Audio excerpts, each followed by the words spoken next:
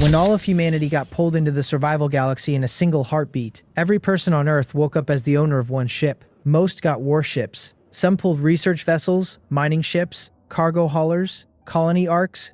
I got a rusty, leaking escape pod barely bigger than a camper van, with a cracked window and an oxygen alarm already screaming when I opened my eyes. In the first 10 seconds, the galactic ranking published me dead last. World Chat christened me Scrap Lord, and a warship owner named Coilbreaker started a public broadcast asking who in the region could spot the bottom of the rank board. What none of them knew, my Rust Ark was hiding an ancient evolution core under the deck plate, and a private system called the Star Eye opened a panel only I could read. That core could absorb modules from any ship class. Warship, research, mining, carrier, stealth, colony, AI command, ancient relic, anything. The galaxy laughed because my starting hand looked like trash. By the end of this arc, I will climb from dead last to an ancient prototype command vessel, drag 2 women through a drone field and a pirate ambush into my fleet, push my ranking past the regional merger threshold, and walk into a dead fleet zone where dead warships from civilizations older than humanity wait under a sealed signal.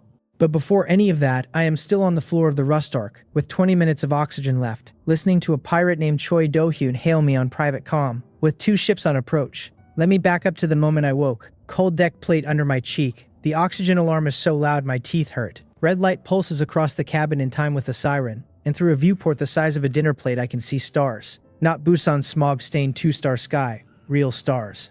Endless ones. The kind that tell you in one glance the cabin you woke in is small and the dark outside is not. I push up onto an elbow. My head spins. 3 steps across. Maybe 4 if I dragged my feet. That is the entire cabin. Scratched bare metal patched with welded plates that do not match each other line the walls. In the corner a jury-rigged oxygen scrubber wheezes. Beside it a storage locker hangs open with a crack running from its top corner down through the hinge. 1 emergency ration box sits inside, half its strap missing. I sit up the rest of the way. The siren cuts to a softer tone, like the ship has decided I am alive enough to talk to. Welcome to the survival galaxy, the voice says. Not human. Also not unfriendly. The flat, clear voice of a system that has done this a billion times today. Every passenger has been transported into a survival galaxy. From this moment, every passenger owns 1 spaceship. Survive or die. Your galactic ranking is visible to all passengers in your region. World chat is open. Your ship panel is open. Good luck. The voice cuts. A pale green panel opens in the air a hand's width from my face. Ship designation. Rust Ark.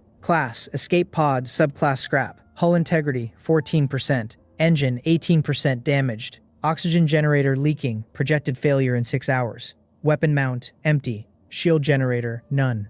Cargo bay, cracked, sealed at half capacity. Fuel, 12%. Rations, 1 emergency box. Survival evaluation, extremely poor. I read the panel once, then I read it again. My hands stay very still on the deck plate. Engineering student, 22 years old. Through high school, I worked weekends at my uncle's electronics repair shop in a back alley unit 2 doors down from a noodle place that closed before sunset. From those weekends, I know the feeling of looking at a busted device and figuring out which broken part is killing the others first. Triage. Hopeless looks one way, merely bad looks another, and the difference is usually whether the patient stops bleeding. The Rust Ark is bleeding. Oxygen out a leak I have not found yet. Fuel that will not get me anywhere worth going. A hull at 14% that will not survive a real impact. No weapon at all. I close the panel and stand up. 3 steps to the viewport. The cracked window has a thin spiderweb fracture running across its lower third. Star Eye visibility, my brain notes automatically, will be reduced by that crack. Wait, Star Eye, where did that thought come from? Galactic ranking pings. A new panel slides in from the left. Wider than the ship panel. Brighter. The text scrolls names. Billions of names. Ship classes flicker past in a fast vertical wash. Class 6 battlecruiser at the top. Then a Class 4 research vessel. A Class 2 corvette under it. The scroll slows. Top 100 resolves with names I do not recognize, and ship classes I have never seen outside a video game. Coilbreaker, Class 4 heavy warship. Iron Vein, Class 5 capital cruiser. On and on. The panel jumps to the bottom of the rank. A single entry sits at the bottom, in dim text. Han Minjun. Ship, Rust Ark. Grade, scrap. Survival evaluation, extremely poor.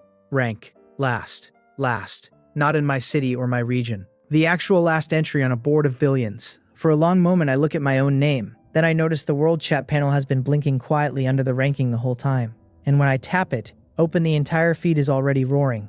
Coilbreaker has posted a public broadcast. Attention region. The broadcast reads, "Can anyone confirm the scrap lord at the very bottom of the ranking is real, or did the system glitch?" Attached is a scan of my Rust Ark with the survival evaluation circled in red. The chat responds in a wave. Confirmed real. What is that ship? Is that even a ship? Looks like a metal can. Scrap lord. The name catches. Somebody hand models a little cartoon escape pod with a sad face and uploads it as a sticker. 10,000 people use the sticker in the next 30 seconds. Coil breaker posts again. Public broadcast. To the owner of the Rust Arc, kindly do not die so quickly. The rank board needs a floor. Laughter rolls through the chat. Somebody calling themselves Bonecaster posts a polite question. Honest curiosity. The post reads, "What does a scrap-grade escape pod even do? Run away from itself." Vermilion answers under the thread with a single line. The pod is a target, not a ship. 2 pirate handles like the comment. Vermilion adds a follow-up to Choi Do-yun's hailing channel saying anybody at the bottom of the board is free salvage, and the pack should sweep the region for low-rank pods before the day rotates. A handle named Quiet Wave, owning what the panel scan tags as a Class 3 mining hauler, posts a single sentence aimed at no one. Mocking the floor only works until the floor remembers your address. 2 seconds later, Quiet Wave deletes the post. The chat does not notice. For another long beat, I watch the scroll. My face does not move. Mockery I have eaten before. There was a year in an engineering lab where I was the kid in the corner everyone forgot about until they needed the soldering iron heated. Mockery is just noise. Noise does not kill you. Oxygen leaks kill you. Fuel gauges kill you. Pirates kill you. What does kill, in my limited experience, is being interesting to the wrong person at the wrong time. The Scrap Lord handle is a gift for me, not for them. A walking joke gets ignored. Any bottom rank with no upward climb does not warrant a chase. So long as the rank stays still, I am scenery. The moment the rank moves, I am prey. My star eye and the core under the deck plate are mine alone. World chat will never see them. I do not write back. The handle coil breaker goes into a mental file under loud and careless. Scrap Lord goes into a file under public identity keep it. If the galaxy thinks I am garbage, the galaxy will not look at me again. Invisibility is its own armor. Past me the chat scrolls on. Old Pilot's handle comes up with a calm message to nobody in particular. Anyone new in the region, check your oxygen first. Your ship will not warn you twice. After him, a handle called Salt Light broadcasts an offer of nutrient paste at fair rate. Payment in fuel cells or whole plates. A miner named Dustline asks how to start the engine on a Class 5 mining pod, and 3 voices answer him before I can scroll past. Before I close the panel, I scroll one more screen. Old Pilot answers a kid asking what counts as a safe distance from a known wreck. 3,000 kilometers minimum if the wreck is unscanned. The old voice writes, half that if you have an active scanner array, and the patience to use it. The reply gets 10 thumbs. Saltlight asks in a side thread whether anyone has seen an active medical vessel in the region, because 2 of the panic posts are bleeding through with injury complaints.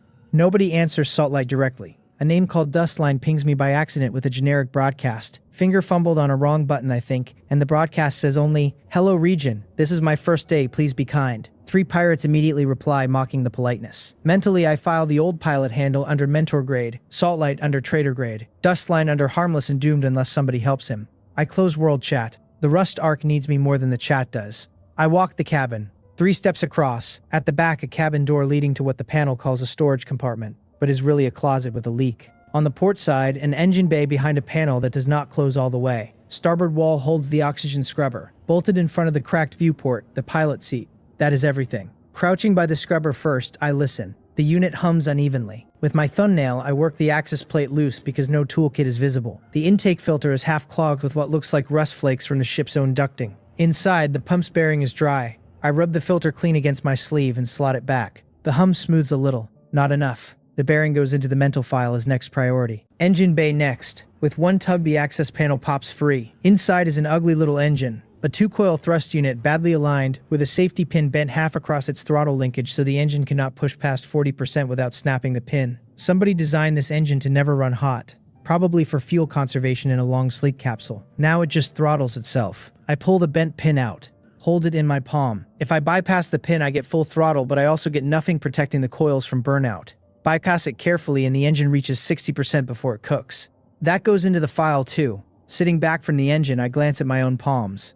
Black grease lines in the creases already. 2 scratches on the right hand from forcing the access panel, neither one deep. The grease comes from a coil seal that was applied wrong by whatever pre-survival hand assembled this thing, and the smell is the cheap kind, sour and dry. My uncle would have refused to put his name on this engine. Whoever sleeved the safety pin in here used the wrong gauge wire to bind the linkage. Amateur work, which means the Rust Arc was not built for me. It was built for somebody the system trusted with even less. Storage closet next. The crack across the back wall is wider than my finger. Cold air sucks through it in a thin, steady whisper. The cracked storage is also the cracked hole.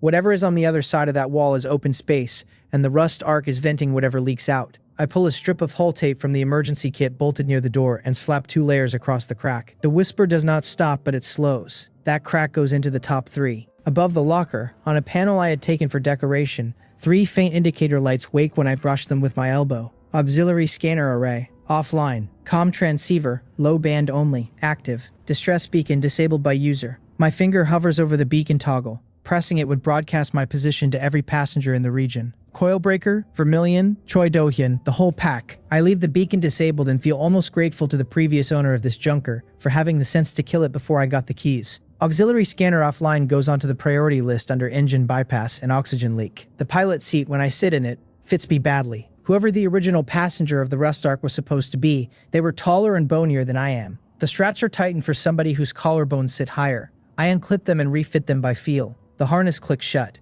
Suddenly the cabin feels more like mine. I sit back on my heels. The Rust Ark is a junker. No weapon. Leaking oxygen. Bleeding fuel. The galaxy has labeled me a corpse waiting to be cooled. None of that makes me angry. Fear is not there either. Just focus.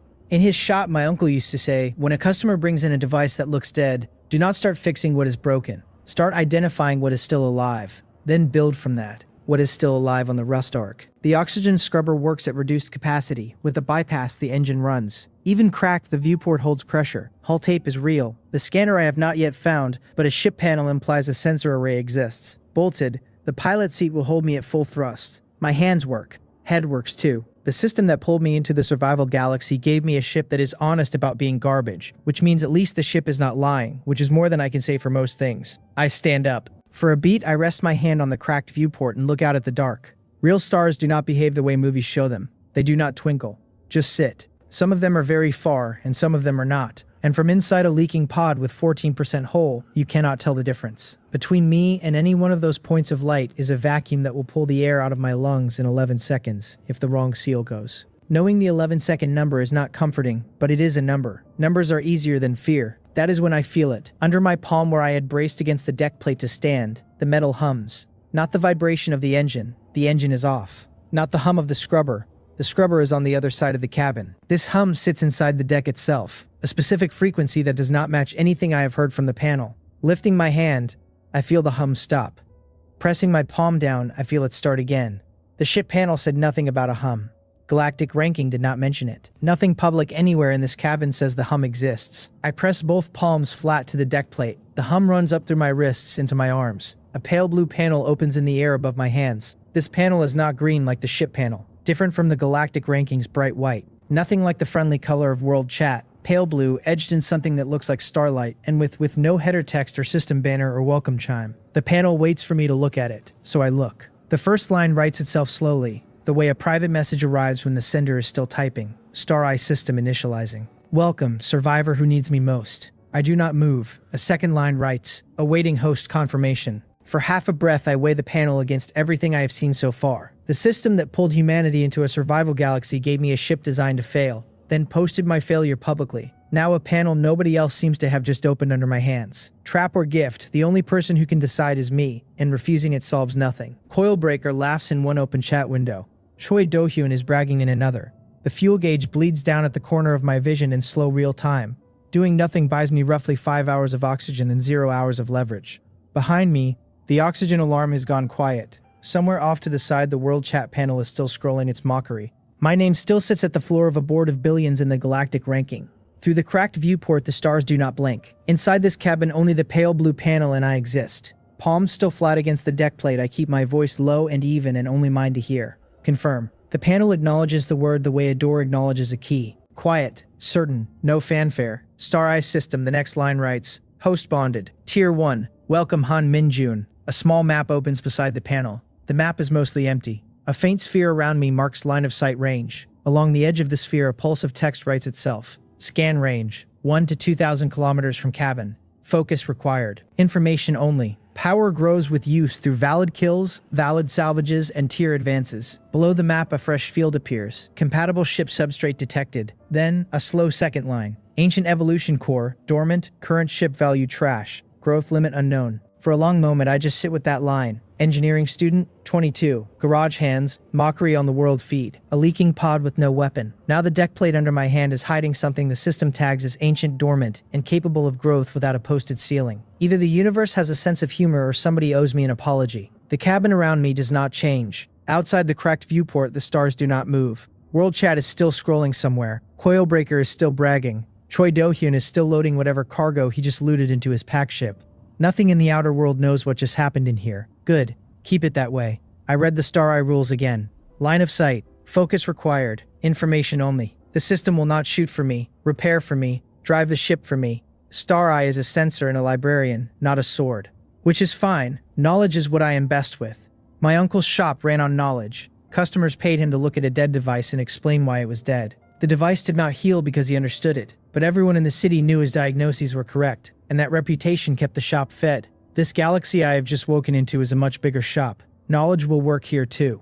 For one more breath, I let the silence hold. The pale blue panel pulses gently, patient in a way no public system has been so far. World chat is loud because the public system is loud. Galactic ranking is loud because it wants to be watched. Star Eye is quiet because it does not need to be watched. Whoever or whatever built this system understood that a tool a host actually uses is a tool that does not perform. Already the contrast is teaching me something about who I am working with. Time for a calibration pass. Focusing on my own body, I let my attention settle the way I would settle a magnifier over a circuit. The panel responds. Han Min-jun, 22, health adequate, hydration dropping, caloric reserve normal, stress hormone elevated, acquired skills marine engineering basic, electronics repair intermediate, system diagnostics basic, talents none registered by the public ship panel, hidden talent, Star Eye host locked to current bearer. Marine engineering basic is generous. My uncle let me sit in on a sea engine refit once when his nephew brought a busted ferry pump in, and after that I read enough textbook chapters to learn the language. The system has rounded up.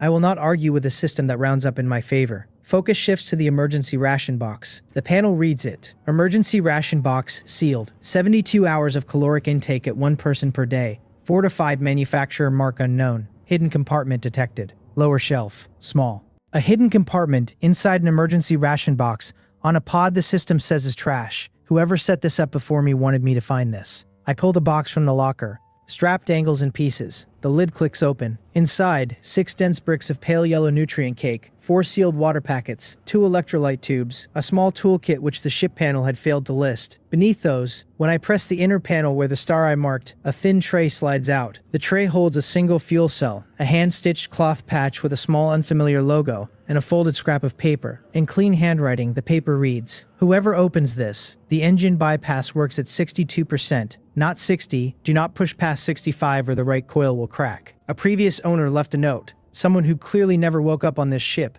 who knew the pod well enough to leave engineering tips for the next pilot. So now the galaxy has my attention in a way the mockery never managed. For another beat, I stare at the cloth patch, hand-stitched. The logo is a stylized eye inside a ring of stars, threadwork too neat for a casual maker, a symbol I have never seen on Earth. Whatever organization made this patch is not human, or not human as I know human. The Star Eye panel goes very still when I look at the logo. No new line writes. Then, after several seconds, a single line appears at the bottom of the panel and fades again before I can capture it. Recognition pending. Insufficient data. I commit the image of the patch to memory and put it back in the tray. Folding the note, I slip it into my chest pocket and place the fuel cell carefully in the engine bay. That cell alone bumps my fuel reading from 12 to 19%. The toolkit goes onto a clip by the engine. Star Eye focus moves to the cracked viewport. The panel reads, "Viewport, transparent alloy, manufacturer spec rated, current integrity 61% due to surface fracture. Repair cost, 1 transparent alloy sheet, 10 minutes of work. No tools beyond standard kit required. Critical failure pressure threshold, vacuum exposure resistant to 0.8 atmospheres above standard for current crack length. The viewport will hold under normal flight, not under combat impact. The repair cost is small and the resource cost is real. Transparent alloy is not something the Rust Arc has lying around." Add to mental file. A push of focus moves my Star Eye outside the ship. Through the cracked viewport, the galaxy opens to me. Wreckage drifts at first. Close in. Pieces of a broken transport hull. Empty oxygen canisters. A snapped antenna mast tumbling end over end. None of it is large enough to mean anything. Past the wreck field at about 400 kilometers off, a slow tumbling object resolves as an asteroid the size of a small building. Reading it, I see it as iron and nickel composition. No rare metals. No anomaly. A note line writes itself. Asteroid danger nil. Salvage value low. Further out, the Star Eye stretches and slows. Range tightens against the edge of the sphere. Beyond 2,000 kilometers, the read goes fuzzy. A handful of distant signatures sit at the boundary like fish glimpsed through deep water. The panel labels them as ship signatures, unknown class, scan blocked at current tier. World chat panel, behind me, pings a fresh batch of alerts. A handle named Greylark broadcasts panic. Oxygen at 5%. Fuel cells dry. Distress beacon active. We'll trade anything. Old pilot answers calmly with coordinates of a wreck cluster 1,500 kilometers from Greylark's projected position and walks him through engine start procedure. The trade anything line dies under the calm voice. 2 minutes later, Greylark's signal vanishes from the public list. Quiet Wave, the same handle that posted the floor remembers your address line, writes a single update.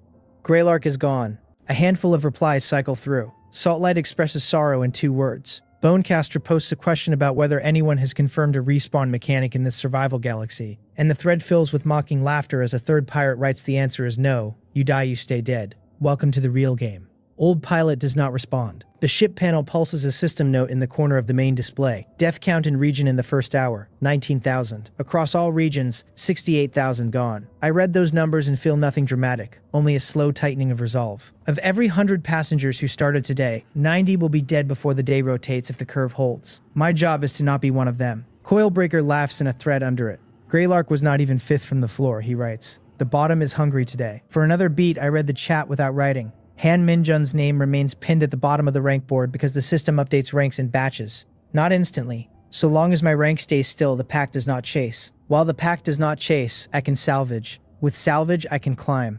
Stay at the bottom long enough to grab 1 wreck. Then climb away from the bottom before Coilbreaker notices the floor moved. I push the star eye into a deeper pass. Focus narrows. The pale blue panel hums under my palms the way a tuned engine hums under throttle. A new signature resolves at the edge of range. 3,000 kilometers off. Scan barely catches it. Pushing harder, I anchor the line and the panel writes. Abandoned mining wreck. Class 3 mining hauler. Decommissioned. Hull breached. No living crew. No claimed owner. Danger rating, F+.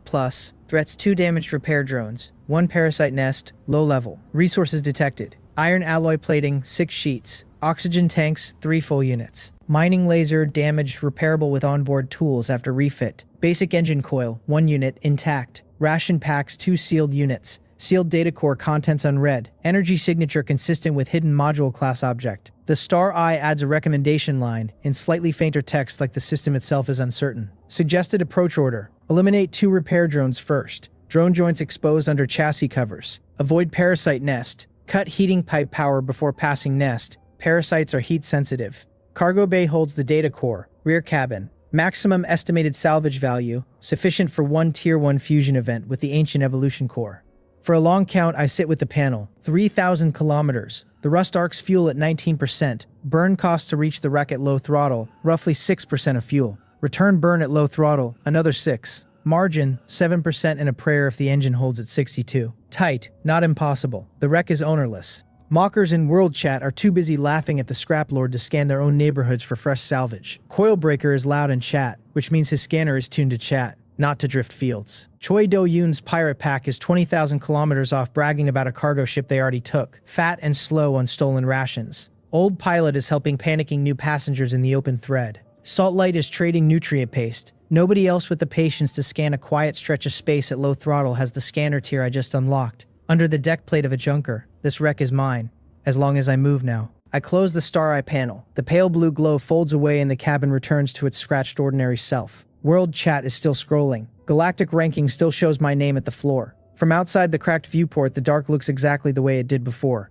To anyone watching me from a distance, nothing has changed. Inside my chest, something has. I take the small toolkit from the ration box and clip it to my belt. Wrench, hull patches, flashlight that does not yet have a battery checked. The flashlight is the kind with a hand crank. Bless the previous owner. From the kit, I also pull a thin emergency knife, a coiled length of cable, and a pressure patch dispenser. Belt loops them all where my hands can find them in the dark. Sliding into the pilot seat, I refit the harness 1 more click tighter, then bring up the ship panel and the star eye in a split view. Engine bay panel still open beside my left knee. The bent safety pin sits in my palm like a question. Bypass. For half a second, I rotate the pin and think about my uncle, who would have wrapped the linkage in the right gauge wire before he even started the engine. Then poured tea, then sat down. Then I do it the way he would have done it. Right gauge wire from the cable coil. 2 clean wraps. Tape over the wraps. The linkage now holds steady at the new bypass position. Throttle ceiling. The previous owner's note said 62. I set my mental governor at 60. Hand on the throttle.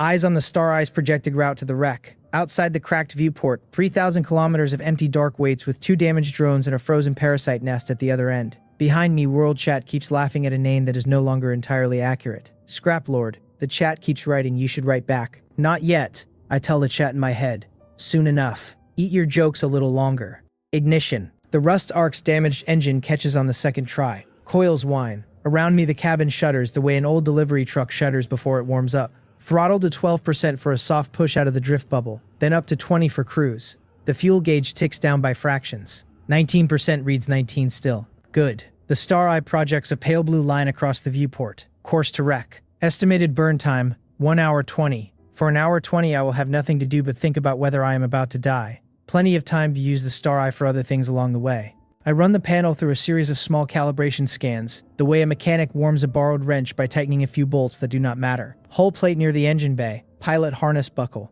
The flashlight in my belt, which the panel tells me has 58% crank charge and a hairline crack in the lens housing. Each scan is small. Every one returns clean. The pale blue panel feels a little brighter at the edges after the third small read, like the system itself is exercising a muscle. Beyond the cracked viewport, the closer asteroid field grows in my projected path. The star eye marks the field at 1,000 kilometers off, dense with rocky tumblers between 4 and 40 meters across, dotted with the slow flicker of metallic veins that read as iron and trace copper.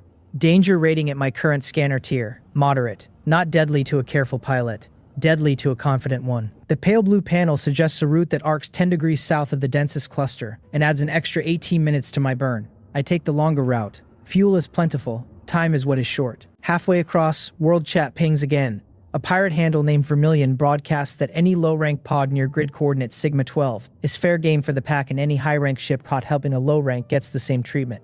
Vermilion is Choi Do-yin's ally, the Bible of my memory says. Sigma 12 is 2 regions over from my drift. Not my problem yet. The handle goes into my mental file. Choi Do-hyun himself does not write directly. He stays in his own bragging thread 20,000 kilometers off, where he is now describing in detail how he caught the cargo ship he just looted by spoofing a distress signal. So that is one of his tactics. Spoofed distress, false rescue, then board and strip. Old pilot answers a different new passenger with calm advice in the next thread. Saltlight offers a nutrient brick to the same passenger, and old pilot writes a follow-up agreeing the price is fair. There is the beginning of a thin, honest market forming under the pirate noise. Worth watching. Around me the rust arc holds steady. Engine vibration smooths further. The bypass holds at 60% like the previous owner promised. Hull at 14%, oxygen at 53% and dropping slow. Fuel at 15% and dropping slower. Star Eye projects the wreck arriving in scanner range proper in another 40 minutes. Then a small low chime sounds. Not from World Chat. Also not from the ship panel.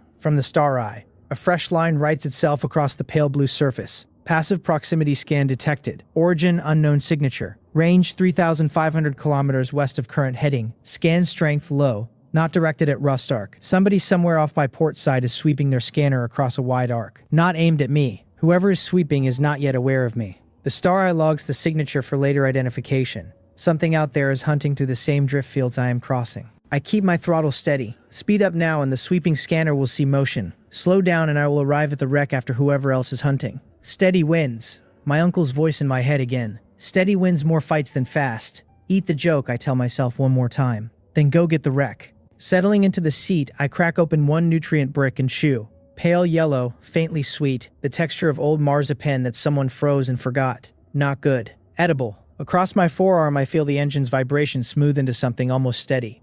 World Chat keeps laughing. Choi Do-hyun keeps bragging in a different thread. My name sits at the floor. Outside the cracked viewport, the stars do not move. Inside, the pale blue star eye line points the way toward the first piece of the climb. Eat the joke, I tell myself. Then go get the wreck.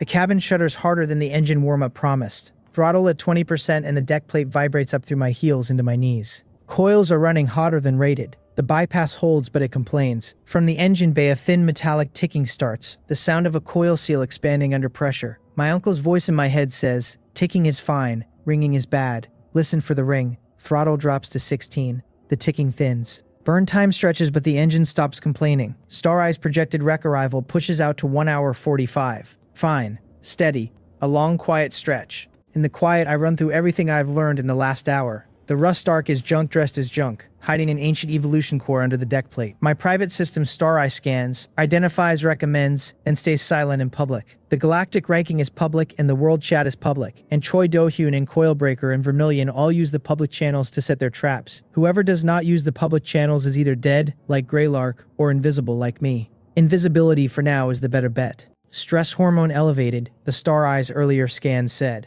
I notice my shoulders are locked. With effort, I roll them out. Pilot seat creaks. The breath I let out fogs faintly on the cracked viewport in front of me, then clears. Past the cracked viewport, the dark unfolds. Scattered debris drifts in my path, and I steer around the largest pieces, letting the smaller bits ping harmlessly against the rust-streaked nose of the pod. Each ping is a tiny reminder that the hull at 14% is the only thing between me and the 11-second number I refuse to think about. To pass the time, I run star-eye reads on what I can see. A drifting cargo crate, contents ruined by vacuum exposure, nothing salvageable. Past it, a broken communications array torn from some larger ship, brass conduit still intact. Salvage value low but not zero. Further along, a frozen body in a sealed survival suit. The panel reads cautiously. Identification unknown. Ship of origin unknown. Suit oxygen depleted. The star-eye does not editorialize on the body. It only reads the man as an object. I move past. Regional chat populates as my drift carries me into a denser part of the spread. A few hundred ship signatures resolve at the edge of the scanner sphere,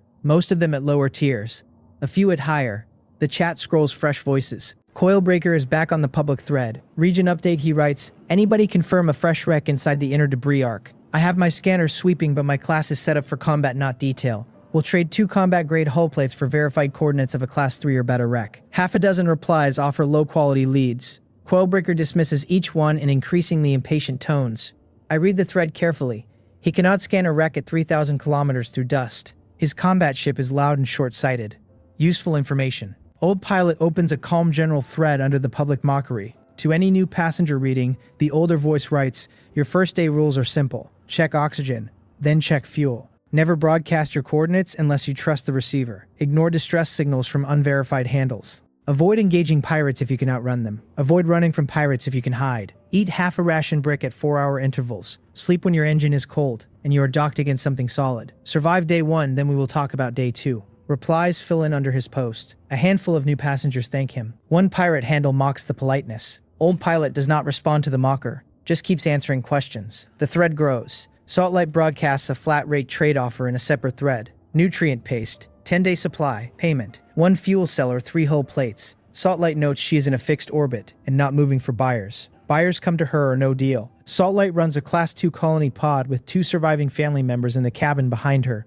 The read by the public ship panel says, and her panel adds a small note that anyone aggressing on a colony pod family unit gets the colony defense rating broadcast region-wide. Smart. Soft-shelled but smart. Dustline pings the region with another nervous broadcast. I think I started my engine, he writes, but the cabin is shaking. Is that normal?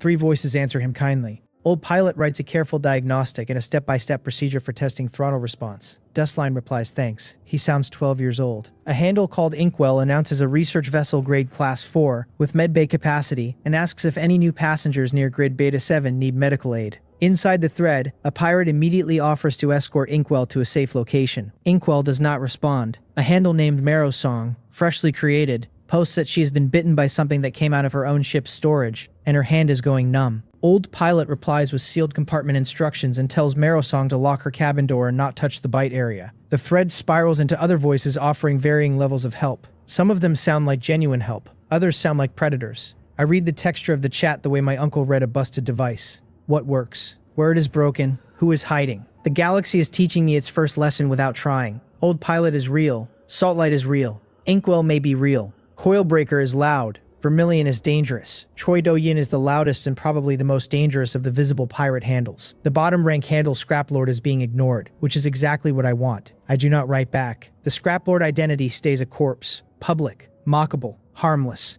A new ping. Choi Do-yin's handle, this time on the open regional chat, not a private one. Announcement. The message reads, the pack just liquidated a Class 3 cargo hauler at coordinate Sigma 9. Captain dead. 3 crew dead, full cargo bay relocated to pack ships. Vermilion confirms hull. Coilfist confirms hull. Blood Grip confirms hull. Anyone with a low-rank ship within 5,000 kilometers of Sigma 9, broadcast your coordinates and trade with us for safe passage. Pack rate is fair. For another long beat, I read the post. Not because the content surprises me, because the tone does. Choi Do-yun is bragging in a way that sounds friendly. Pack rate is fair. He is dressing up a protection racket in soft words. Whoever responds to him is going to die polite. Sigma 9 is across the region from me, several thousand kilometers off, but the technique he is using teaches me something. He is patient enough to soft pedal his demands, also dangerous enough to back them up. The next time I hear his voice, it will not be on the public thread. Vermilion replies under the post with a single line. Pack rate is fair, says the line. Do not test it.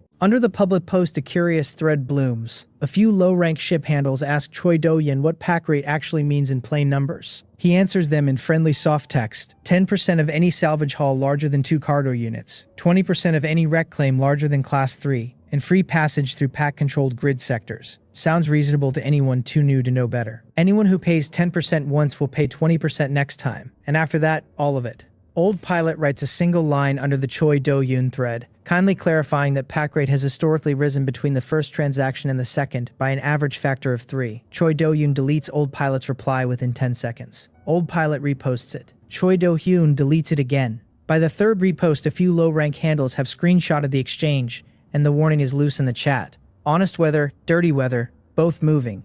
Coilbreaker pings into Choi Do-hyun's thread to half mock and half bargain, offering combat escort to pack rate paying clients for an additional 5% surcharge. Choi Do-yun thanks him politely. The two of them are not allies, but they are not enemies either. Loud predators and loud bullies tend to sniff each other and back off. The food they actually want is quieter than either of them. Mentally, Vermilion gets filed under Deputy Grade Dangerous. Choi Do-yun stays under Pack Leader Dangerous. The two of them together are bad weather a region away. Bad weather closer is the problem I will deal with when it gets here. A new private DM ping. Old Pilot's handle, addressed to nobody public, lands in my private inbox. The message is 2 lines. New passenger on a class scrap pod. The old voice writes, "If you can read this, do not respond. If you can read this, you have a scanner. Anyone who pinged me by accident in the last hour while reading my survival thread is now in my private contact list. Reply with 1 word if you want to be left alone." Either choice is respected. For a long beat, I look at the message. Old Pilot's scanner caught my passive read of his thread. He is not a hostile. The star I reads his signature as benign. His ship class is mid-tier long-range scout. His fuel reserves is ample. His weapon rating is low.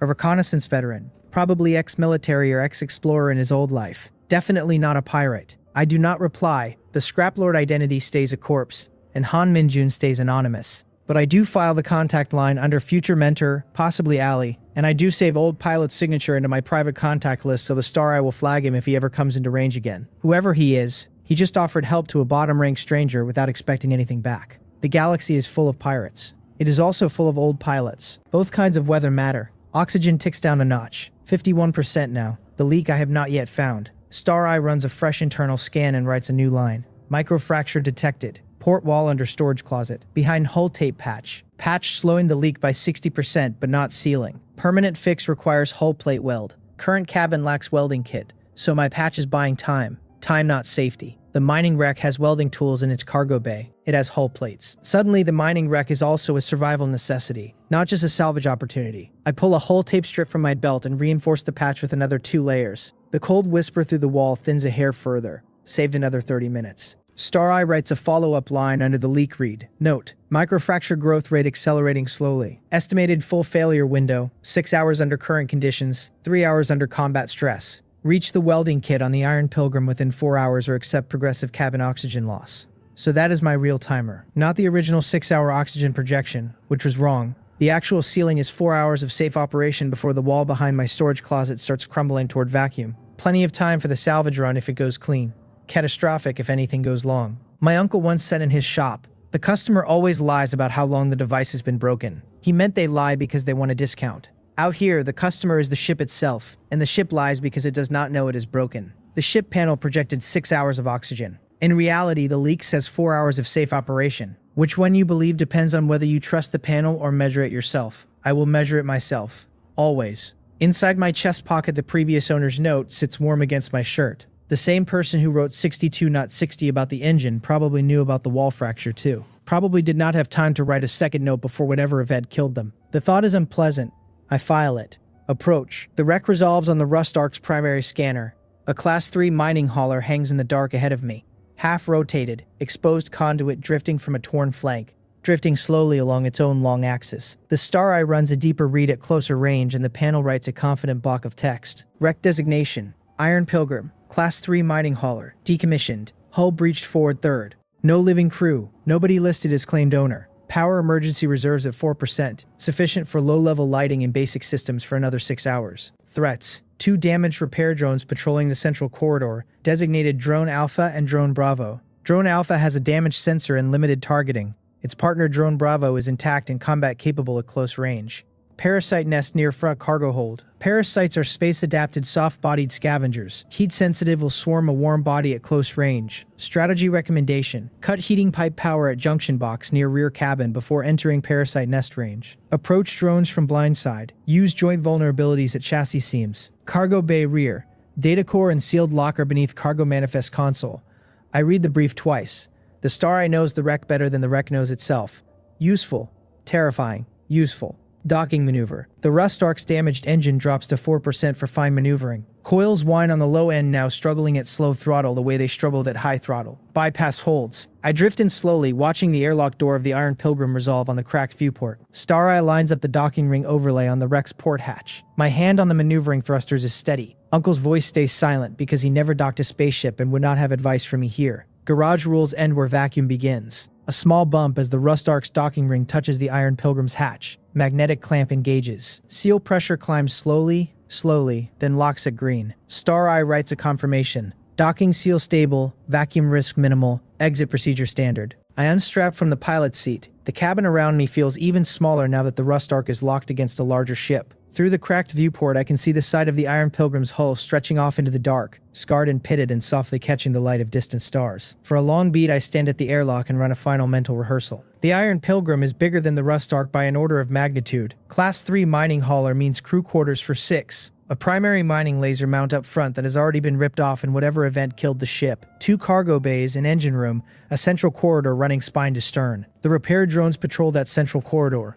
Up at the front, the parasite nest sits near the gutted primary laser mount. Behind both drones at the rear sits the cargo bay with the data core. Strategy: enter port hatch. Drop into the central corridor. Take drone Alpha first because its sensor is damaged and its targeting is limited. Then deal with drone Bravo from cover. Avoid the parasite nest by routing through the engineering subcorridor on the port side. Reach the rear cargo bay. Crack the sealed locker. Pull the data core. Grab as many oxygen tanks and hull plates and engine coils as I can carry. Carry the heaviest piece, the damaged mining laser, last. 2 trips, maximum 45 minutes inside.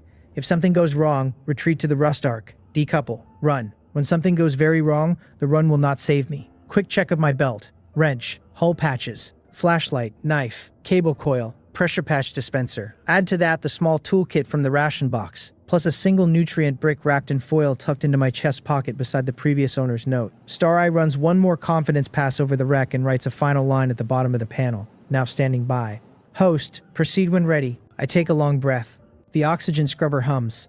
Rust Ark holds. Hand on the airlock release. The inner door cycles open. Vacuum-rated air from the Iron Pilgrim's emergency reserve washes over me, cold and stale and faintly metallic. The other side of the hatch is dark and quiet, and somewhere down its corridor, 2 damaged drones do not yet know I am here. Into the wreck. The corridor opens up dark in front of me. Low-power emergency lights pulse along the floor in soft amber, just enough to show the outline of conduit, scarred bulkheads. A body in a torn pressure suit half wedged against the corridor wall 10 meters in. Star Eye marks the body as previous crew member. Frozen. No threat. Distant from the body, deeper down the corridor, 2 faint moving heat signatures. Drone Alpha. Then Drone Bravo. Patrolling. Slow breath. Wrench in my hand. The hunt is on. Cold inside the Iron Pilgrim's corridor. The kind of cold that comes from a long time in vacuum, where the metal walls have given up holding their own warmth. My breath fogs in front of me even with the Rust Ark's borrowed warmth still on my coat. Star Eye paints a soft pale blue overlay across my field of vision now, ghost marking the body of the dead crewman. The conduit lines along the ceiling.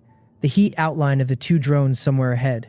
For half a second I look at the crewman. Frozen mid-reach, one hand still extended toward an emergency console that never lit. Female pressure suit. Badge crest unreadable. Identification tag scraped clean by whatever event tore the hull. Star Eye reads her quietly. Crewman unknown. Frozen. No threat. Cause of death, decompression. 3 days ago by suit chronometer. 3 days. Whoever the Iron Pilgrim's crew were, they died 3 days before humanity got pulled into the survival galaxy. Which means the system that pulled us in did not generate this wreck. The wreck was already here. This galaxy we got dropped into was already populated, already breaking down, already abandoned. We were not the start of something. Humanity got dropped into the middle of something somebody else had been doing for a long time. I file that thought hard. The ancient evolution core under my deck plate suddenly makes more sense, and less. Forward, down the corridor 12 meters. The first heat signature drifts left, away from me, toward what Star Eye marks as Drone Alpha's patrol arc. Sensor damage, the panel reminds me. Targeting limited. I creep up behind a buckled bulkhead and crouch. Star Eye marks the power conduit feeding Drone Alpha's chassis power along the ceiling, 6 meters ahead. A heavy cable insulated, exposed at a torn junction where the conduit is separated from its housing.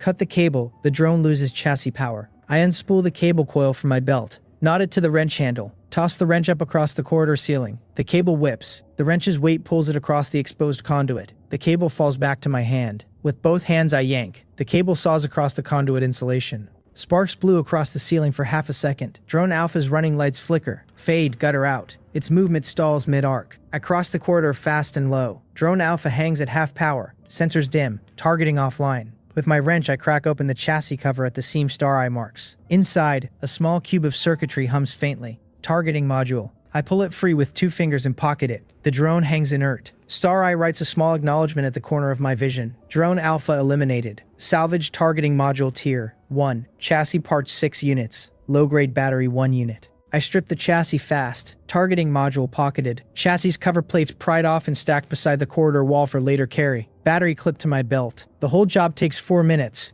1 down. Inspecting Drone Alpha's chassis as I strip it. I notice the manufacturer's stamp. Faded, but legible. A 6-pointed mark inside a circle of small dots. Not human. Also not familiar. The same alien pattern as the hand-stitched patch in the Rustark's ration box. Whoever made the Rustark also made these drones. The pattern repeats. Star Eye writes a soft line under my gaze. Manufacturer match confirmed across Rustark interior fittings and Iron Pilgrim repair drone chassis. Origin, unidentified. Recognition pending. So the previous owner of the Rustark, whoever they were, came from the same civilization that built the Iron Pilgrim. 2 ships, 1 origin, both abandoned, both salvageable. The galaxy did not just drop us into a graveyard, it dropped us into a specific graveyard, with specific ghosts, whose attention I am now drawing by stripping their things. A thought I will worry about later. Around the corner, Drone Bravo's heat signature drifts away from me. Star Eye marks it as intact, combat capable, fitted with a laser welder mount that can double as a short-range cutting beam. Tougher fight. Coming at it from behind is the only option. Crouching, I move along the wall. The pulse of the amber emergency lights cycles slowly, on for 3 seconds, off for 1. In the off cycle, the corridor goes pitch dark. I time my movement to the off cycles. Step, wait, step, wait. 6 meters of corridor between me and the drone's tail. Drone Bravo turns. Sensor sweep crosses the wall above my head. I freeze. Star Eye writes. Sensor pass missed. Host concealed by bulkhead shadow. Drone Bravo continues patrol. Closer in.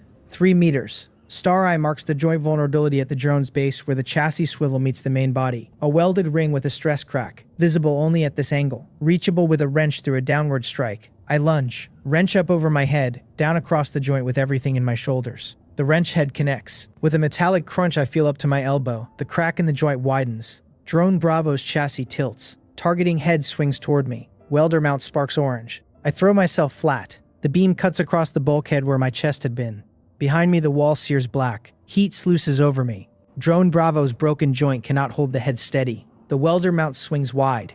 With the joint compromised, Drone Bravo loses fine targeting. I crawl forward under the swinging beam, jam the wrench into the joint again, twist. The chassis swivel snaps. Its head crashes to the corridor floor. Welder mount goes dark. Breath ragged, hands shaking, heat from the wall behind me radiating against my back. Star Eye writes calmly. Drone Bravo eliminated. Salvage laser welder mount intact. Sensor cluster intact. Chassis parts 6 units. Full grade battery 1 unit. The welder mount, Star Eye reads it with a pulse of satisfaction I almost feel through the panel. Laser welder mount, manufacturer spec, compatible with Rustark weapon bay after standard refit. Will function as short-range cutting beam or low-grade weapon at host's option. A weapon, not much against a warship. Sufficient against another junker. Better than nothing by a galaxy. The previous owner's note in my chest pocket said 62, not 60 about the engine. Now the previous owner is silently teaching me what to do with a salvaged welder mount. Inheritance through accident, the second installment. For a half breath I imagine the welder bolted to the Rustark's empty mount. Short range, hot beam, enough to cut another small pod's hull, not enough to dent armor. Against Choi Do-yun's pack scouts, the welder is a credible deterrent only if I get inside their guard. Star Eye will need to find me their blind angle for that. Add to the file. I pry the welder mount free with care, wrapping its cooling coils with a strip of insulation from a torn ceiling pad. Sensor cluster goes into my belt pouch. Full battery clipped beside the smaller one. Chassis plates stacked next to the alpha pile. By the time I am done, my arms are burning and my coat is streaked with carbon from the welder blast. 2 down. Across the corridor, an emergency console finally cycles to life. Briefly, the way old systems do when a sudden ambient temperature change wakes them. The console flashes a partial readout of Iron Pilgrim ship logs. Last entry, 3 days ago. Crew of 6, Captain Marith, Navigation Officer Dole, Engineers Yeha and Tarn, Medic Siren, Security Bro. The names are unfamiliar, inscribed in characters that almost look like Korean syllables but are not. Star Eye captures the readout and writes a quiet line. Language unrecognized. Cross-reference pending. Recognition pending. The console dies. I let it die. Knowing the names of the dead does not save them, and it does not save me. Still, I note them. Marith, Dole, Yeha, Tarn, Siren, Brel. The first names of a vanished crew now belong to me, the last person who will ever read them. Star Eye redraws the rec map. Parasites still at the front. Data core still at the rear. Cargo bay, welding kit. Star Eye notes with a fresh tag. Located in engineering subcorridor, port side, 3 meters off the main corridor. Retrieval cost, 90 seconds, no threatened path. I reroute. 90 seconds for the welding kit is the difference between a 4-hour timer and a permanent fix on the rust ark's microfracture. Also less time than the parasite nest will need to notice me if I pass it close. Welding kit first. Engineering subcorridor opens off the main corridor through a half-closed pressure door. Inside, an emergency welding kit hangs in a wall clamp, untouched, sealed in its original packing. Beside it sit 2 spare oxygen filters and a coil of high-grade copper wire. All 3 items go onto my growing pile. Back into the main corridor. Star Eye marks the parasite nest 16 meters ahead, clustered around the gutted front mount, soft bodies layered over each other in a slow heat-seeking ripple. Heating pipe junction box, the panel marks, on a corridor ceiling 4 meters from my current position.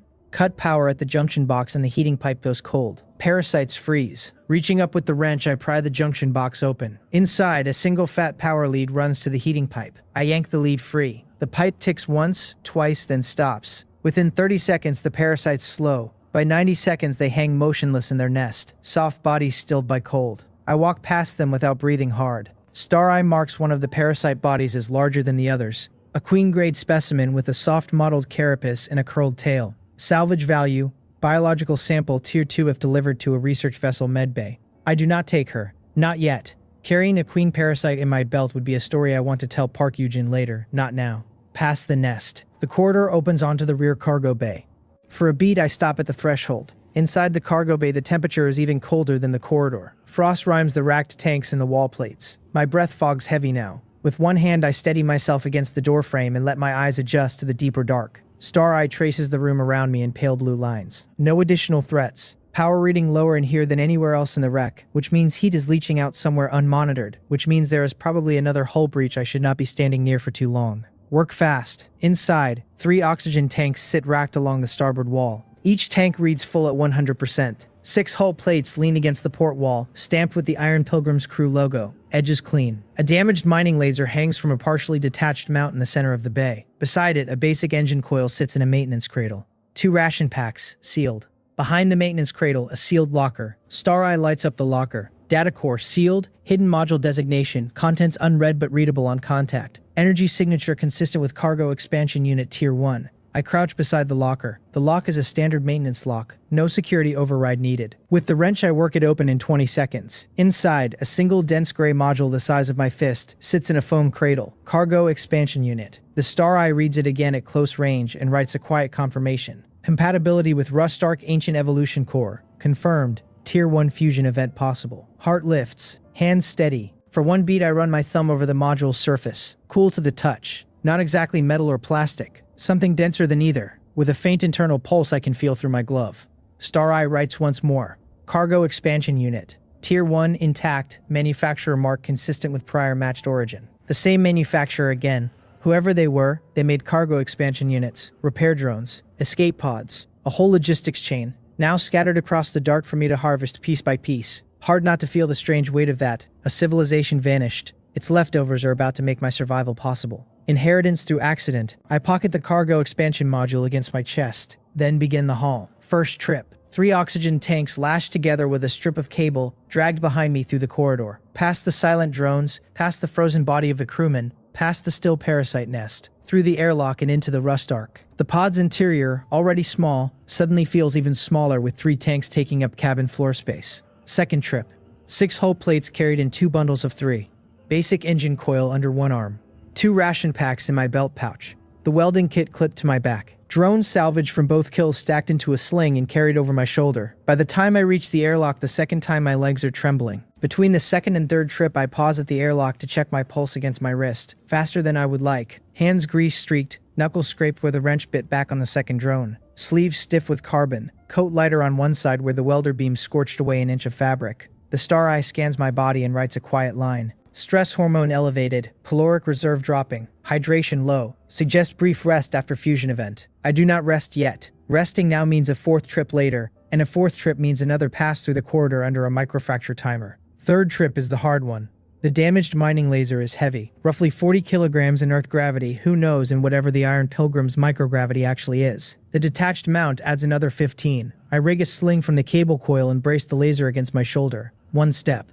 Another. Through the corridor, past the silent drones. By the frozen crewman. Halfway through, Star Eye writes a fresh warning. Microfracture and rust arc widening accelerated by docking stress. Estimated time to vacuum failure, 90 minutes. I move faster. Even with the mining laser dragging at my shoulder, I move faster. Through the corridor, through the airlock, into the Rust Ark's cabin. The laser thuds onto the cabin floor, among the tanks and plates and coils and rations. By now, the cabin is packed wall to wall with salvage. Walking is no longer possible. Crawling is the only way to reach the pilot seat. Over the pile I crawl. In the pilot seat, I bring up the ship panel and the Star Eye in split view. Undock procedure. Magnetic clamp releases. Maneuvering thrusters fire at minimum. The Rust Ark drifts back from the Iron Pilgrim with a small reluctance, like the pod has come to like, leaning against something bigger. Free. Behind me through the cracked viewport, I watch the Iron Pilgrim recede, half-rotated, conduit drifting, scarred flank still catching distant starlight. The wreck looks smaller from this angle, the way any place you have just survived looks smaller in the mirror. Inside, the dead crewman remains. Frozen parasites still hang in their nest. Drone chassis I left behind lie split open on the corridor floor. Anybody else who scans this wreck after me will read a half-stripped target with low remaining value. Good.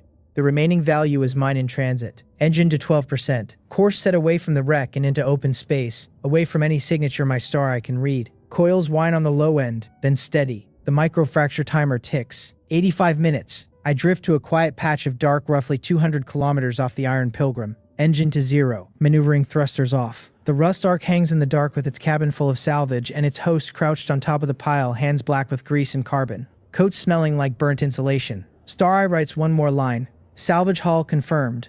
Ready for fusion event when host is. I look at the cargo expansion module against my chest. The size of my fist. Gray. Quiet. For a single quiet count, I let my hands rest on my knees and breathe. Engine off. Cabin warm. No threats visible. The first real moment of stillness since waking on the deck plate. Already my body wants to shake. Adrenaline drawback, the late-night kind that catches up after the danger has passed. From my chest pocket, I pull a strip of foil ration brick and chew. Pale yellow. Faintly sweet. Marzipan again. Still bad. Calories anyway. World chat scrolls past quietly in the corner of my vision.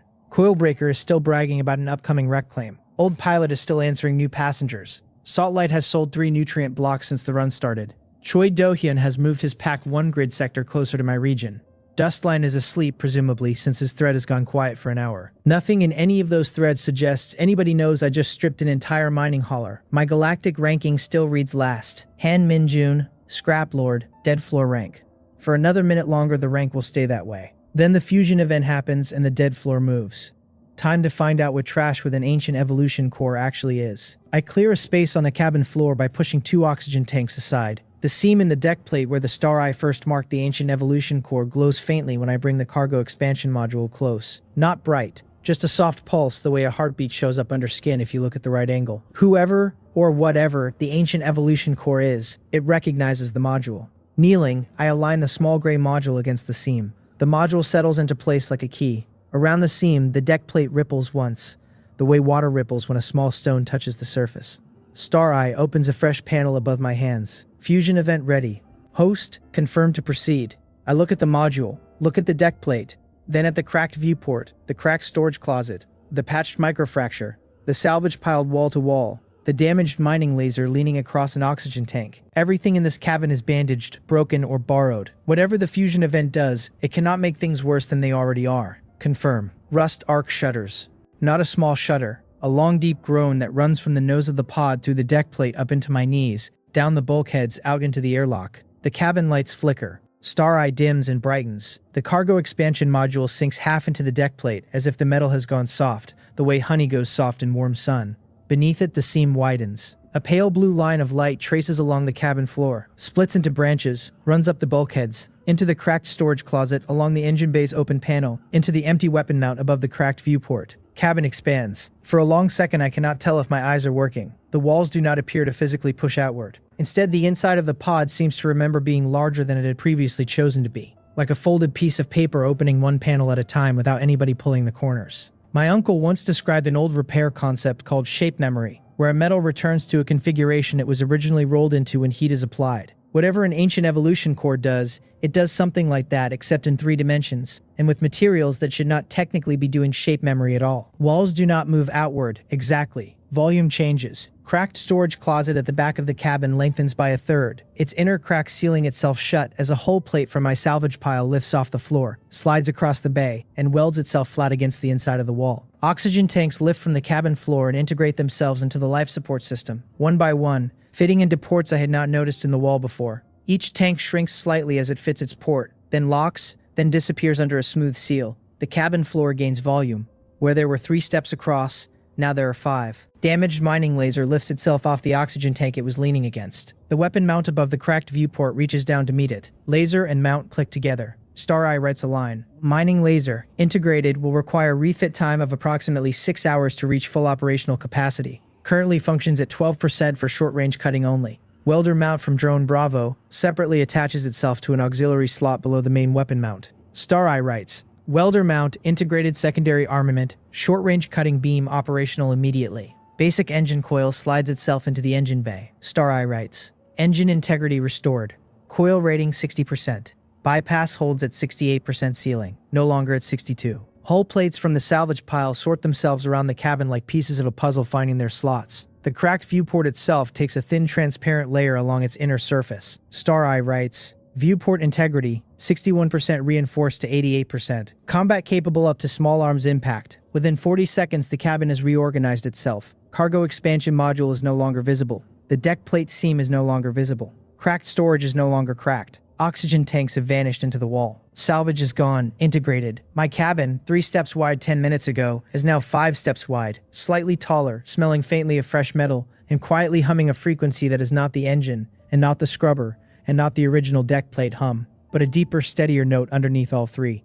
Star-Eye writes a new panel. Rust arc, post-fusion status. Hull integrity, 28%, reinforced. Engine, 30% repaired. Oxygen generator full, leak sealed, primary breach repaired. Weapon power, 12%, primary mining laser plus secondary welder mount installed. Shield generator, none. Cargo bay, 40%. Rations, 3 units. Survival evaluation, poor. Upgraded from extremely poor. Poor is still the rating. I do not care. Poor is not last. The galactic ranking pings. A new panel slides in. My name, Hanmin Jun, jumps from the absolute floor of the rank board into the middle billions. Still terrible. No longer dead last. The Scraplord handle is still attached, but the survival evaluation tag is updated from extremely poor to poor, and the panel shows a small upward arrow next to my position. Small, that arrow. In a board of billions, even a small movement is visible. For a long beat, I sit with the new panel. 5 steps across. Fresh metal smell. Cabin humming a steady note. Engine repaired. Hull reinforced. Welder mount and primary laser both online. 3 ration packs in a sealed locker that exists now where it did not exist before. Oxygen full. Microfracture sealed. The pod that was a junker is no longer a junker. Still small, still underarmed, still undershielded. But the pod is no longer dying. The pod is now living, badly, which is the same thing as starting to live. World chat erupts. Coilbreaker is the first one to notice. Public broadcast, the Scraplord just moved on the rank board, he writes. Did the system lag? Did somebody die in front of him? What is happening? A handful of replies confirm the movement. Inside that thread, a handle named Bonecaster posts a screenshot of the ranking before and after. Echo voices speculate. Some accuse cheating. Others ask for trade. A few ask for the source of the bump. Coilbreaker posts a follow-up. Region, any combat grade scanner pickup on the Scraplord position. Anyone within 5,000 kilometers of grid Tau 3, scan for me. We'll trade 2 hull plates for confirmed visual of Rust Arc current state. I close my own broadcast position by shifting 2 grid sectors. Old pilot's earlier advice rings in my head. Do not broadcast your coordinates unless you trust the receiver. The auxiliary scanner array that woke when I brushed it earlier with my elbow comes online now, post-fusion, and it lets me read the public broadcast filters in detail. With a careful tap, I drop my own broadcast tier from default visible to scanner only. Anyone who wants to find me will have to actively scan, not just listen. Saltlight DMs me directly. A handful of seconds after my rank jumps, Saltlight's handle pings my private inbox. Scraplord, the DM reads, congratulations on the climb. Saltlight here, Class 2 Colony Pod. Fixed orbit grid Delta 8, offering 10-day nutrient pace supply in exchange for verified coordinates of any ownerless wreck within 5,000 kilometers of your current position. Discreet, no broadcast payment up front. Will respect refusal. For a beat, I read the message twice. Salt Light is real. The handle belongs to a soft-shelled trader with family on board, who runs by reputation, who does not threaten. Worth keeping as a contact. I file her DM for later. Not yet. Trading my rec coordinates the same hour my rank jumps would draw a straight line from my rank movement to the Iron Pilgrim. Anyone smart enough to follow that line, Coilbreaker for example, would arrive at the wreck and read the half-strip state and walk the trajectory back to find me. Trading rec coordinates is for after I have moved further. 3 more DMs land in quick succession. One from a handle called Inkwell, the research vessel from earlier, asking if I would consider a partnership on wreck salvage if I have the scanner tier the rank movement suggests. Polite, professional, the way an academic would write a cover letter. One from a handle named Greyflint, offering to buy any rare salvage at 20% above market rate. No questions asked. Greyflint reads on the Star Eye as mid-tier combat frigate, subgrade pirate, friendly tone, hostile intent, easy to dismiss. The third DM is from Coilbreaker himself, abandoning the public broadcast in favor of a private hail. 2 lines in the message. Scrap Lord, the message reads, name a price for whatever you found. I have hull plates, fuel cells, and 3 combat-grade scanner upgrades sitting in my cargo bay. Trade with me before someone with worse manners finds you. For another beat, I read Coilbreaker's DM. The handle that has been mocking me publicly for hours is now privately offering to buy. Such a contrast tells me everything I need to know about how the loud handles in this region operate. Public mockery is for crowd control. Private offers are where the actual transactions happen. Coilbreaker is not stupid, just loud. He thinks volume keeps competition away while he tries to muscle in on whatever I have. The Star Eye tags his offer as low probability honest, high probability bait. Either he plans to renege on the trade once I send coordinates, or his combat grade scanner upgrades are not actually in his cargo bay. Maybe both. I do not reply to any of the 3. Silence is currency in this market. Old Pilot DMs me next. His message is 1 sentence. Good work, kid. Stay quiet. Move grids. Do not respond to broadcast scan requests. If you want a contact list, reply with 1 word. Otherwise, I respect your silence. For another beat, I look at his line. Old Pilot is the second person in 2 hours to offer me help without expecting anything back. The first was the previous owner of the Rust Arc with the engine note and the patch in the fuel cell. Second installment is now. 2 acts of goodwill in 2 hours is a higher ratio than I am used to.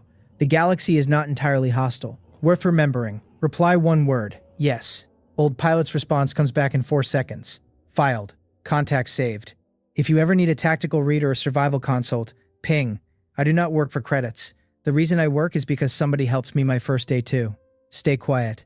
Move grids. Watch for Choi Do-hyun's pack signature inside 2,000 kilometers of any wreck you scout. Pack ships have a distinct triple coil exhaust read. Star Eye will catch them. He used the word Star Eye. For a long count, my hands stay still on the panel. Old Pilot just used the name of my private system. Not ship panel. Nor galactic ranking. Nothing about standard scanner. Star Eye, exactly. Either I let it slip somewhere without noticing, or Old Pilot has a private system too. Or there is a third option I do not yet understand. 3 days of pre-existence on the Iron Pilgrim. An alien manufacturer mark on the patch in my ration box. A previous owner of the Rust Arc who left notes. An ancient evolution core under my deck plate. Then an old pilot who knows what to call my private system without being told. The galaxy is not a level playing field. Some of us have access to information older than the system that pulled humanity in this morning. I file Old Pilot under priority contact trust but verify. Then I close the DM. A new private DM arrives. This handle is one I do not recognize, and the Star Eye reads it as a small pirate pack scout ship at the edge of my scanner range. The message is short. Scrap Lord. The message reads, give us your last rec coordinate and the pack will skip you this rotation. No threat. Just a courtesy. Reply within 5 minutes or the courtesy expires. 5 minutes is a soft countdown for a soft squeeze. I do not reply. Pack scouts who try to extort with friendly language DMs are reading from a script. My silence will read to them as either fear or absence. Either way, they will keep moving. The pack ship moves out of my scanner range 3 minutes later. Worth knowing the script. In the public threads, things have started shifting. Dustline pings the open chat with a panicked broadcast. There is a pirate ship outside my scanner range. He writes, what do I do? Old Pilot answers fast with a route to a small asteroid cluster 3,000 kilometers from Dustline's position, where his Class 5 mining pod can hide behind iron and nickel mass against passive scan. Dustline thanks him and runs. 2 minutes later, Old Pilot pings me a sidebar message. Kid, if you ever want to help a Dustline, send me a private route, and I will route him through it. Survival market builds itself out of small mutual favors, before it builds itself out of credits. I file that line.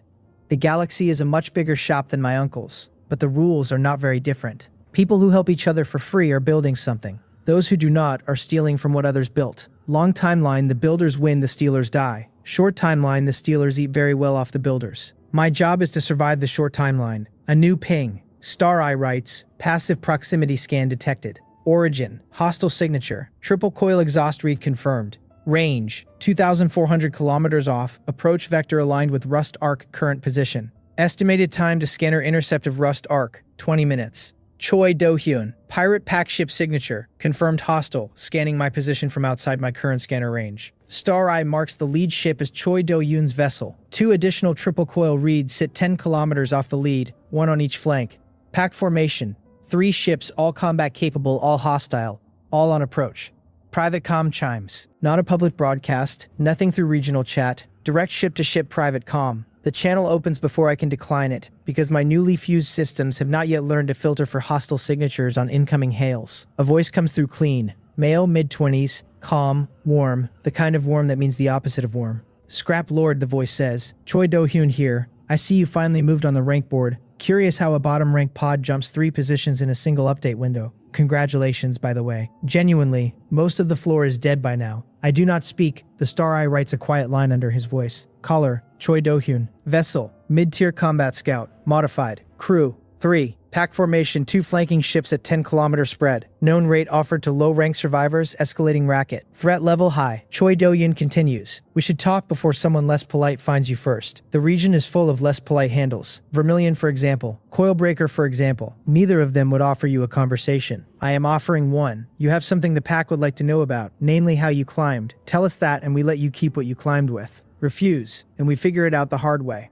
I am approaching with 2 pack ships. ETA 20 minutes. Have your answer ready. The private comm holds open. He is waiting for a reply. Fuel gauge reads 15%. Mining laser at 12% operational. Welder mount online. Short range only. No shield. Hull at 28%. 3 ships incoming.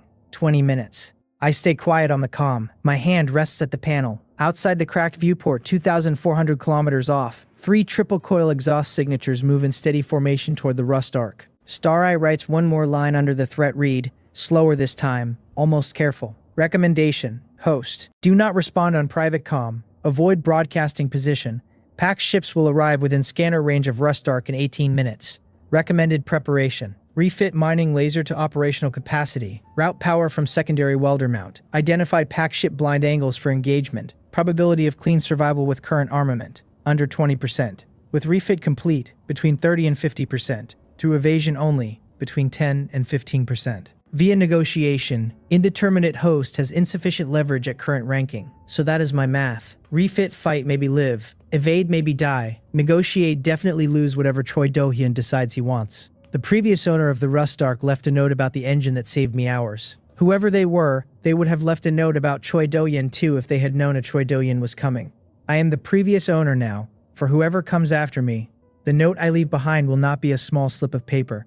Whatever I leave behind will be the rank board itself. I look at the cracked viewport one more time. Stars do not blink. 3 triple coil signatures move steadily toward me. 20 minutes to figure out how to survive my first contact with another armed human in the galaxy. Scrap Lord. The voice on the comm is warm in the way a knife is warm after it has been used. Choi Do-hyun is still smiling on the other end.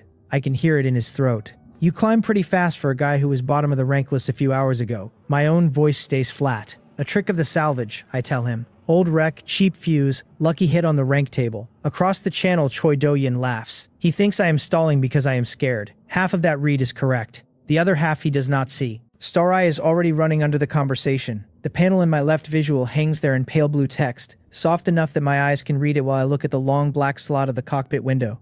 3 signatures. 1 lead.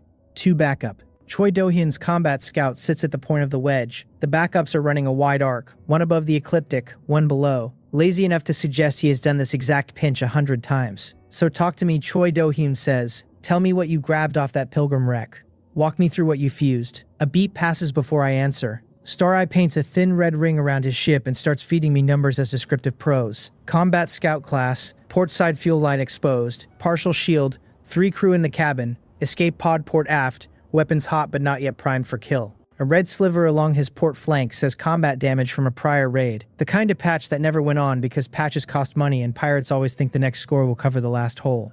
I'll talk, I say, but your friends hang back. They sit at outer range. I'm not docking with a scout while 2 scouts circle me like crows. Choi Do-yun laughs again, longer this time. He likes the word crows. Scrap Lord, you've got more spine than your pod has plating. Fine. They hold at outer range. The pirate even sounds proud of me. He is laughing because he thinks the pod is no threat. A mining laser at 12% capacity does not threaten a combat scout in any sane reading of the galaxy. By every rule he knows that math is closed. The one rule Star Eye is writing under the conversation cracks the math in a place he cannot see. Cockpit lights dim under my hand to bring my visual panel into clean focus. Rust Arc groans softly somewhere behind the bulkhead, the way an old hull groans when it is asked to hold position against minor drift. My hands sit loose on the console. People told me my whole life I have nervous hands. Today these hands are not nervous.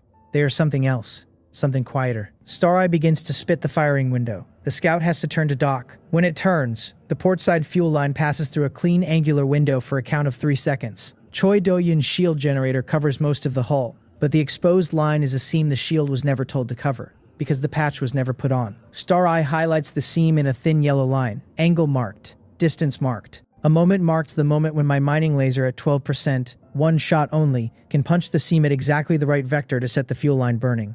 Hey, Choi Do-yun says, voice still warm. Talk to me. What did you find on the Pilgrim wreck? Tell me what made the rank board jump for a scrap pod. Walk me through what made World Chat go quiet for a minute when your handle lit up. He is hungry. The hunger sits in his voice now, behind the smile. Whatever I have, he wants it all. Somebody above him has clearly told him scrap pods do not jump rank tiers, and that somebody wants to know why this one did. Cargo expansion fuse, I say. The Pilgrim had a data core. I cracked enough of it to fuse a cargo expansion. A real piece lands because a real piece is the cheapest way to make a lie hold. Choi Do-hyun pauses. He is calculating whether cargo expansion alone is worth the burn on 3 scouts. Then he decides it is not, which means he has decided I have something else. Good. The math wants him hungry. Hunger means he docks. Docking means he turns. A turning hole means portside fuel line and clean window. What else, he says, voice lower now. A smile still sits in his throat, but the patience is thinning. What else did you fuse, Scrap Lord? Silence sits for a count. The firing readout under my console glows steady. Beneath that readout, the mining laser hums at 12%, the one capacitor I can dump in a single shot. A deck plate covers the firing trigger. My fingers rest on the cover. Old pilot's words come back to me from earlier. The private DM I have not answered yet. The words Star Eye and Well Done Kid sitting together in a way I have not yet processed. I'll show you, I say. You dock. I open one cargo bay. You walk in, you see. We talk numbers. Choi Do-yun likes that. His crew murmurs in the background. Someone laughs softly. He thinks he has me. Setting his ship onto a docking arc, he gives the order. Star Eye paints the arc in pale blue and starts a quiet countdown beside it. Time to window in flat descriptive words. Approach in 50 seconds. Rotation begins at 35. Window opens at 32.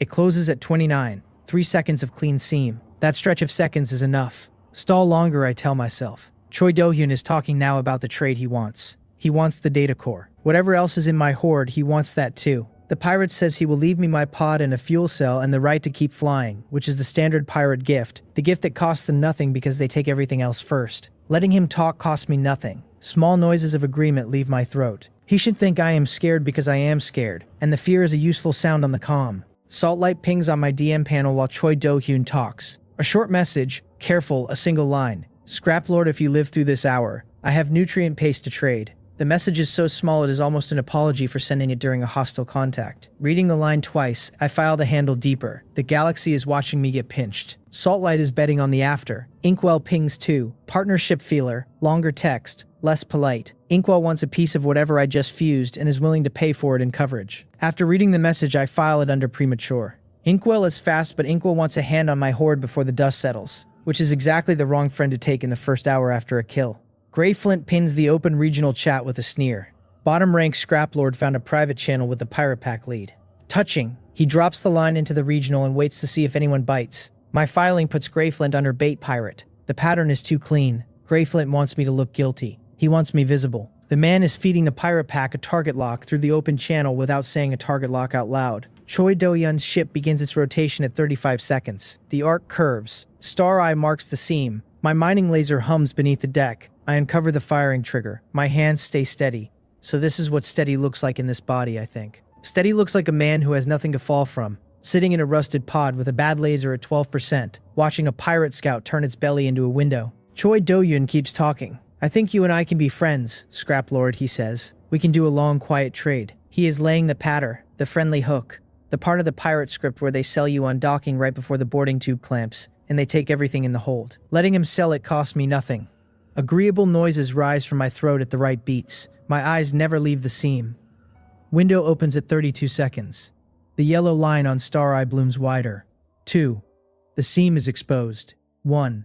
The seam reaches maximum angular clarity. Choi Do-hyun keeps talking mid-sentence, mid-laugh, telling me to bring the data core to the boarding lock. 0. My finger presses the firing trigger. The mining laser dumps its single capacitor. Light leaps across the gap in a thin beam. Star Eye had drawn the line and the beam follows that line. A seam absorbs the hit. The portside fuel line on Choi Do-hyun's scout flashes white at the puncture point and ruptures along its length. Fuel ignites. Secondary detonation blooms inside the port aft compartment. His shield generator overloads in a soft chain of failures, and the cabin lights flicker visible through his cockpit window. The combat scout lurches sideways out of its rotation. Choi Do-hyun's voice on the comm chokes mid-laugh into something I have never heard from a pirate before. A small high sound that is half disbelief and half real fear. My hand leaves the trigger and goes to the maneuvering yoke. Rust arc aborts the docking arc. The engines push hard against the rotation, pulling me back along the drift line toward the Iron Pilgrim wreck. Iron Pilgrim's broken bulk hangs in the void like a half-collapsed cathedral. Behind that bulk sits the drift shadow Star Eye marked for me 10 minutes ago as a cover position.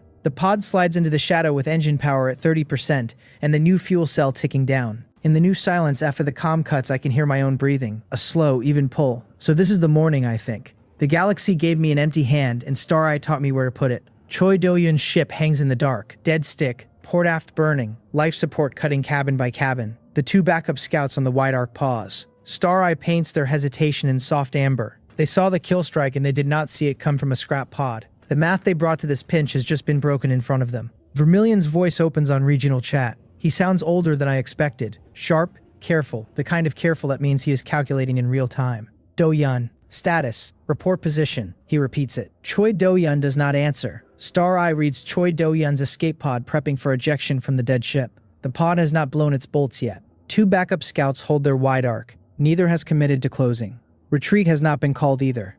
Both are waiting on Vermilion. In the seconds before the shot, I had not let myself think about what came after. Now after has arrived. My breath rolls slow inside the helmet. The rust arc sits in drift shadow. A sliver of broken pilgrim hull blocking line of sight to the wide arc. Star Eye keeps painting the field. Choi Do-hyun's combat scout drifts on a slow tumble. Port aft a soft glowing wound. Cabin lights gutter inside the cockpit. Inside that ship, 3 men are choking on smoke through breathers that were not built for hull breach. One of them is the man who told me 10 minutes ago that he wanted to be my friend. Salt light pings again. Did you? Are you? The message is half written and aborted. The traitor watching the regional chat the way the rest of the galaxy is watching it now. World chat scrolls past in a fast white stream on my secondary panel. People are asking who fired. Some still think Choi Do-hyun blew his own coil. A few smarter handles are running the timing back from the public rank board and counting seconds against the open comm log Greyflint had been baiting. Speculation lines up. A scrap pod fired on a combat scout. The math does not close, so the math has to be wrong somewhere. Nobody yet knows which somewhere. A new line opens in the lower panel. Old pilot. Kid. Get behind cover. Now. The DM lands at the exact moment Star Eye reports me already behind cover. Old pilot saw the shot a second after it left the barrel and threw a warning across the void anyway. A late warning, yes, but real care under it. My filing on old pilot shifts another notch toward trust. Through the cockpit window I can see the Iron Pilgrim wreck silhouette in front of me. Broken ribs of metal. The cathedral shape gone bigger and uglier now that I am tucked inside its broken belly. From this side the wreck looks less like loot and more like a tomb. The pod's nose hangs in the space between 2 collapsed bulkheads. A proximity warning chirps once and then goes quiet as Star Eye confirms the drift shadow is holding clean. Vermilion opens the private channel. The voice is cold this time. Scrap Lord, state your fuel reserve. He does not know whether I can fire again. The man is fishing for a tell. My hand stays off the firing trigger, off the cover plate, off everything that would make a power signature spike. Outside the question, on regional chat, Greyflint posts a fake screen cap of Choi Do-hyun's last comm with me, edited to make it look as though I had ambushed an honest trade.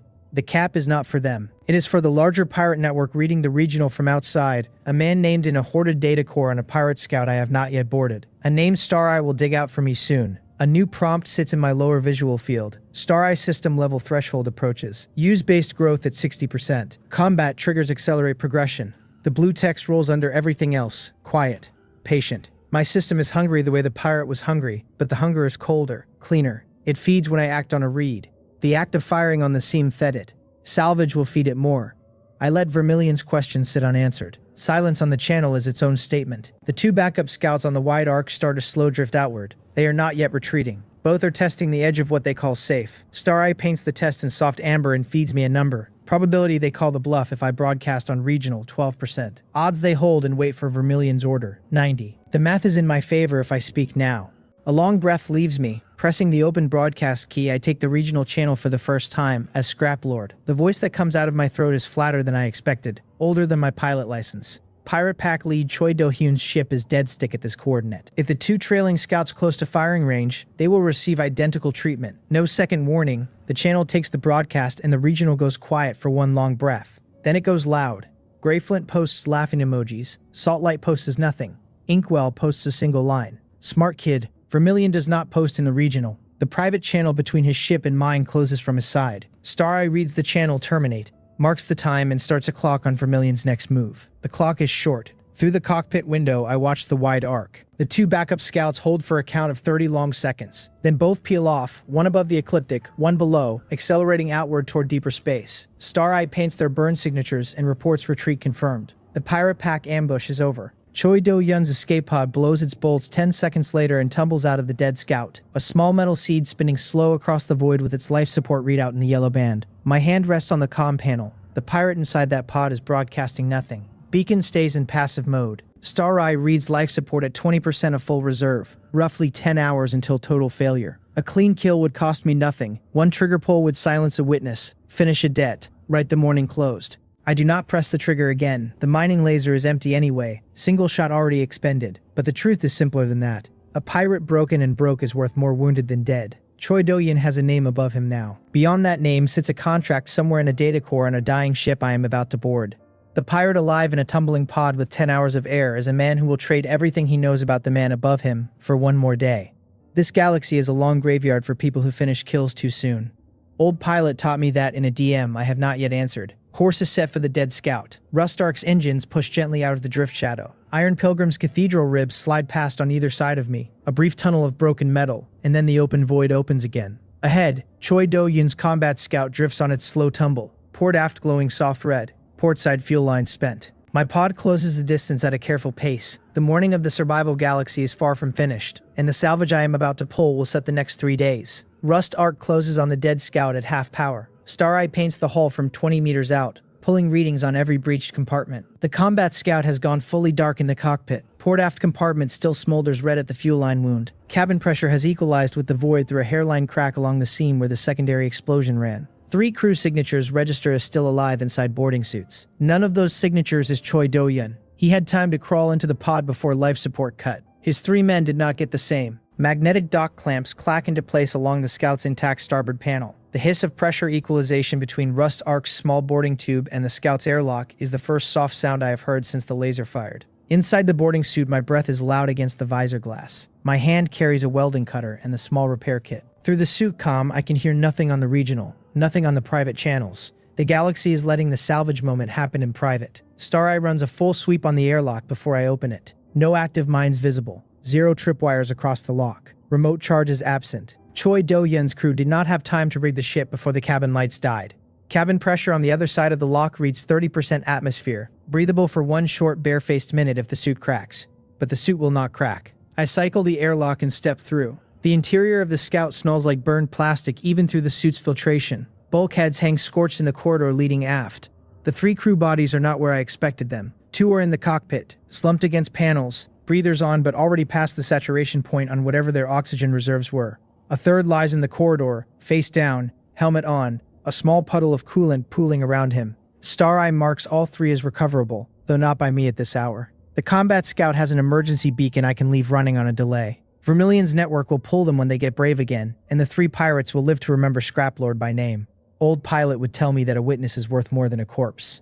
The math agrees. In the cargo hold I find what I came for. 4 fuel cells racked in a steel cradle. Full reserve, the bright green indicator light still burning despite the dead ship. AB rank laser turret sits crated against the bulkhead, mount fittings packed beside it, the kind of weapon a combat scout uses to clear small wrecks before docking. 3 engine fragments hang in a maintenance net, 2 too damaged to fuse, 1 clean enough to slot into my engine bay if Ancient Evolution Core agrees. 6 ration packs sit in a sealed locker that pries open with the welding cutter. 4 water bottles ride in a separate webbing. A small shield generator, tier 1, used, with maybe 40 cycles left on it, leans against the wall beside the maintenance net. 2 trips across the docking tube carry the load onto Rustark. My breath stays even. Hands move the way a salvager's hands move when they have done this 1,000 times in dream, and twice in life. The pirate captain's cabin is the last room I clear. Its door has a manual lock that the welding cutter handles in 20 long seconds. Inside the cabin, a small panel sits open on the desk. A sealed data core rests in its slot. The indicator light still amber, the contents intact. My gloved hand lifts it free. The data core goes into the satchel at my hip alongside the welding cutter. Back on Rustark with the boarding tube retracted, I set the dead scout drifting on a slow vector toward the open void with its emergency beacon ticking. Choi Do-yun's escape pod tumbles on its own track 100 kilometers off. Life support readout dropping 1% every 28 minutes. 2 backup scouts are long gone. Vermilion's clock is still ticking, and I do not know what is on the far side of it.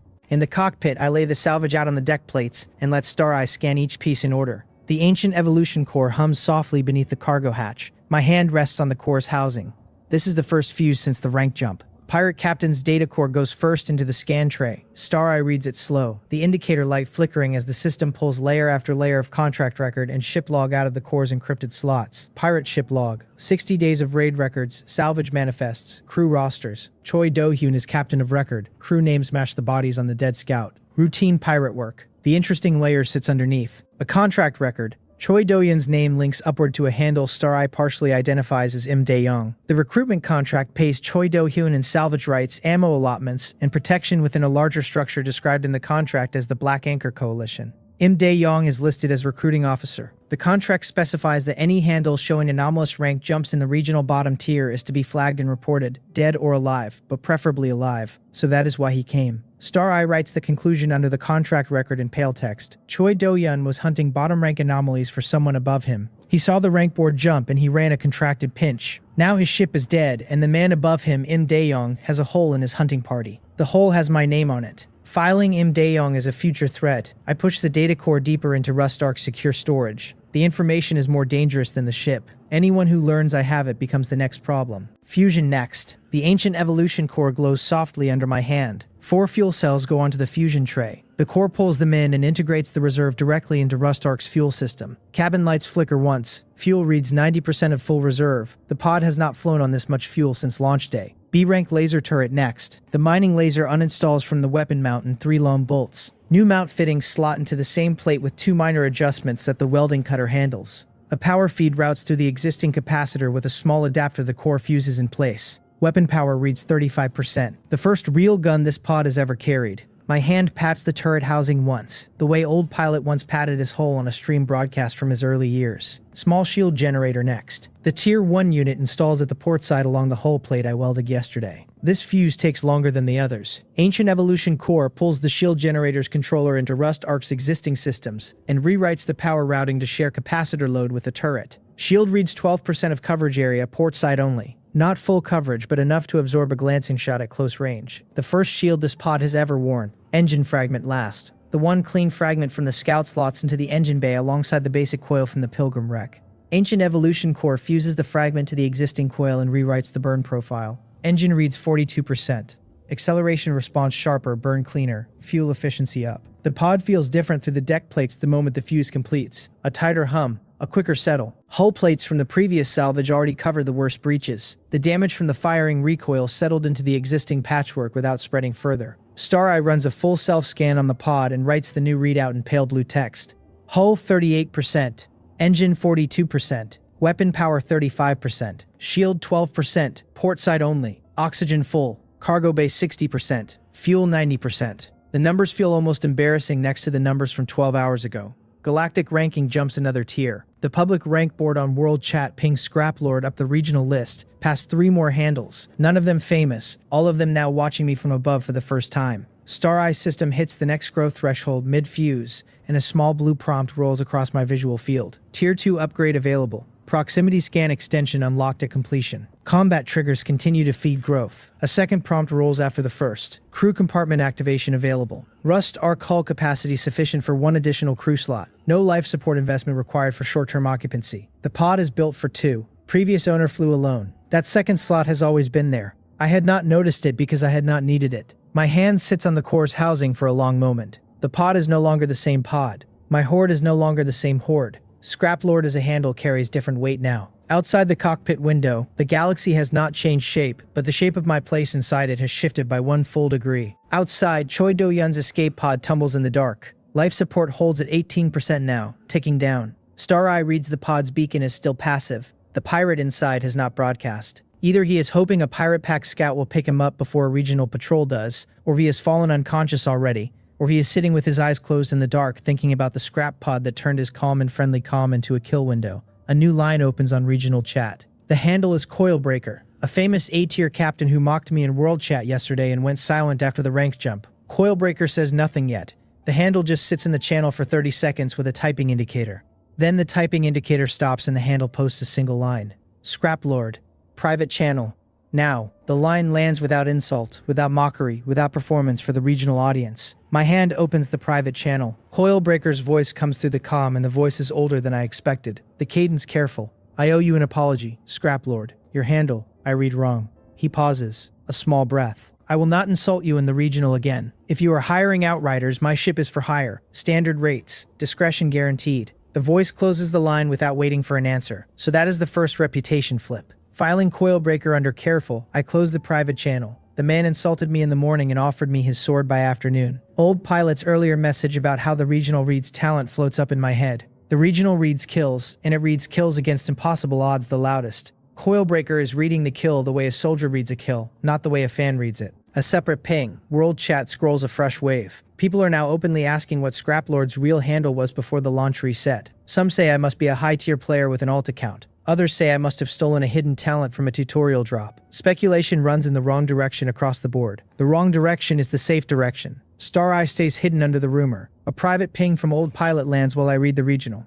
3 words. Get moving, kid. The old man does not say where. He does not say why. The DM closes itself after sending. A security pattern I have not seen before. Whatever Old Pilot knows, he is not putting in text. The instruction stands. Get moving. My hand goes to the navigation console. Rust Arc pivots away from the dead scout and Iron Pilgrim's wreckage. Star Eye paints a long, quiet vector toward a drift zone 3 jumps east, an empty stretch of void where small handles trade and a few private brokers maintain side channels below the regional layer. The pod's new engine drinks a fraction of what the old coil drank. Fuel reads steady at 88% after the first burn. Behind me, the dead scout drifts. Choi Do-yeon's pod tumbles further away. The Iron Pilgrim wreck recedes into the rear view. A morning that started with 3 pirate pack ships and a 12% mining laser ends with a B-rank turret, a small shield, 90% fuel, and a name and a hoarded data core that I will need to handle very carefully. That morning's cliffhanger has resolved into an evening, and the evening is mine. 3 jumps east take 11 minutes at the new burn profile. Rust Arc slides through empty void at a clean, steady pace, the engine humming under the deck plates in a register I have never heard from this pod. Old Pilot's instruction sits in my mind. Get moving. The drift zone he pointed me toward shows on the navigation panel as a loose cluster of small handles, brokers and miners and salvagers. No pirate pack signatures registered in the regional log for the past 4 days. A quiet kind of zone where a small handle can park for a few hours without being pinched. While the burn runs, I open the pirate captain's data core again and let Star Eye keep unpacking. Layers I missed on the first read come up. A separate file logged as operations. Inside operations, a list of coordinates. 11 of them, each tagged with a small icon Star Eye reads as recruitment target. The 11 coordinates are the 11 other bottom-rank anomalies Dae-young's network has flagged. My own coordinate from this morning is the 12th, freshly added by Choi Do-hyun before the comm opened. 11 other handles in this regional have done what I did. Some of them are alive. Others have already been pinched and are dead or have been recruited. Reading the list slowly, I file each handle name in my private memory. Dustline is on the list, a small mining ship that pinged regional earlier asking how anyone survives without fuel. So Dustline jumped rank 2, recently, quietly, and someone noticed. The handle is panicking in public because the handle does not yet know the panic is the wrong move. Filing Dustline as a potential ally and a potential threat. Both. I keep scrolling. 2 of the 11 handles I do not recognize at all. 3 I recognized from regional chatter but never paid attention to. 1 handle is Coilbreaker, so Coilbreaker is on Dae-young's recruitment list too, which means Coilbreaker either knows or will soon. The apology Coilbreaker just sent me may not be only respect. Some of it could be a man looking for an ally before his own pinch arrives. A long breath leaves me. The information economy of the survival galaxy is bigger than I gave it credit for at launch. Dae-young is running an organized recruitment of anomaly handles, and Choi Do-hyun was one of his hunters. Now Choi Do-hyun is broken and broke and floating in a pod with low oxygen, and the man above him has lost a hunter and gained a problem. My problem is that I now know enough to be valuable, and value invites attention. Star Eye system level prompt rolls again. Combat trigger growth at 92%, salvage trigger growth at 60, information trigger growth opening at 8. The third growth path is new. Reading the data core is feeding the system the way firing the laser fed it. The system is hungry for action and reading both. Good to know. Rust Arc exits its second jump and the drift zone opens up on the long-range scan. 12 small signatures sit in loose formation across the void, none of them combat class. Star Eye paints each handle and runs a quick disposition check. None hostile, 2 cautious, the rest neutral. A side-channel broker handle sits at the center of the cluster, registered as a low-key trade hub for the regional bottom half. Old Pilot's private trade channel is somewhere inside that hub, I suspect. He has not yet sent me an invite, but the hub exists at the coordinate he wanted me to reach. Setting Rust Arc into a slow drift at the edge of the cluster, I cool the engines and let the pod settle. The cockpit lights come down to a soft amber. My boarding suit comes off and goes back into its locker. For the first time since the launch, I sit in the cockpit chair in regular pilot fatigues, helmet beside me, and let the moment exist. Salvage Horde sits in the cargo bay. The pirate captain's data core is sealed in secure storage. A B-rank turret rides the weapon mount. The new shield generator hums softly along the port side. Fuel is at 88% and falling slowly as the small thrusters hold position. The pod is still rusted. Its seams remain ugly. Hull holds at 38%. By any objective reading, Rust Arc is still a death trap. Under the only reading that matters this evening, Rust Arc is the death trap that killed a pirate pack lead and walked away with the lead's horde. That sentence will be told around small handles in this drift zone tonight, around private channels, around sidebroker hubs, around the kitchen tables of pilots who have not yet decided whether the story is true or a fluke or a setup. My fingers tap once on the console. A small wave of something passes through me. Not pride exactly. Closer to recognition. The galaxy gave me a rusted escape pod when everyone else got a warship. A fair start was not part of the package. What the galaxy did give me was a star eye that reads seams, and a hunger for the read that grows every time I act on it. The math against me was overwhelming at launch. It still runs against me. Yet the shape of how much against is shifted by a noticeable margin. Outside the cockpit window, the drift zone hangs quiet. Star Eye runs a soft passive scan and finds no immediate hostile signatures within 10 jumps. A momentary pocket of safety, one breath of it. The morning's killing is settled and the evening's information war has not yet started. I lean back in the chair and close my eyes for one long count of 10. The next move is Intel Broker. My horde is heavy enough now to feed me for a week. What it cannot do is grow without a network. Old Pilot, Saltlight, Coilbreaker, Inkwell, the Sidebroker Hub, the 11 other anomaly handles in the regional, all of them are pieces on a board I am only beginning to see. Im Dae-young's name sits at the top of the board in a color I cannot yet identify. Eyes open. The chair creaks softly as I lean forward. My hand opens the DM panel. There are messages waiting, plenty of them. Time to read. DM panel opens with a soft chime. 23 unread messages stack across the visual field, more incoming as I watch.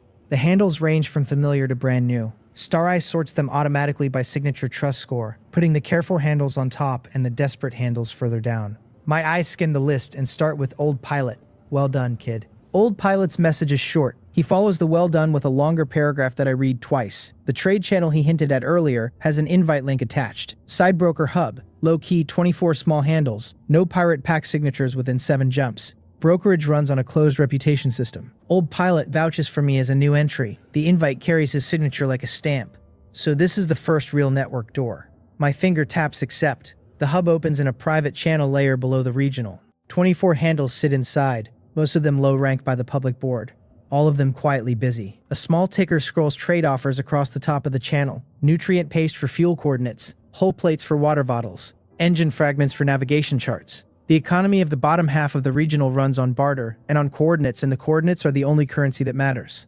Saltlight's handle is in the hub. She pings me the moment my handle lights up in the member list. Scrap Lord. Nutrient paste 6 packs in exchange for the coordinates of any wreck you have already cleared. She is careful. Saltlight does not ask for live wrecks. Only cleared. A trader who deals in cleared coordinates is a trader who avoids being targeted by the people who clear them. Filing her as careful and credible, I open her trade window. The Iron Pilgrim wreck I cleared this morning sits in my horde's location cache. That wreck is now empty of the truly valuable salvage, but contains plenty of secondary scrap that small handles can profit from. Its location is also famous as the site of a kill, which means any handle reading the regional already knows the rough coordinate. Selling the precise coordinate to Saltlight cost me nothing real, and earns me 6 nutrient paste packs. The trade closes in 30 seconds. 6 nutrient packs arrive in my cargo bay through a short cargo launch from Salt Light's small ship at the edge of the hub. While Salt Light's drone retreats, old pilot pings privately again.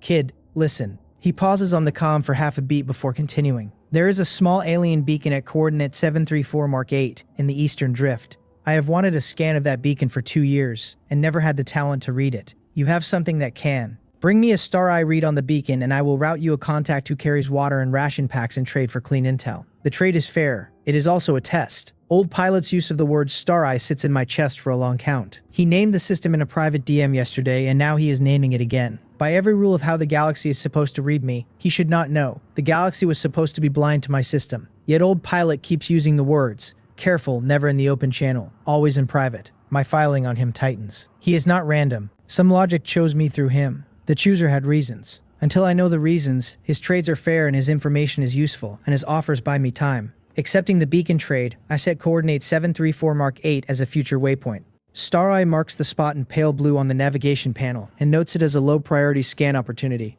Tomorrow's work. Tonight's work is closer. Inkwell pings me next.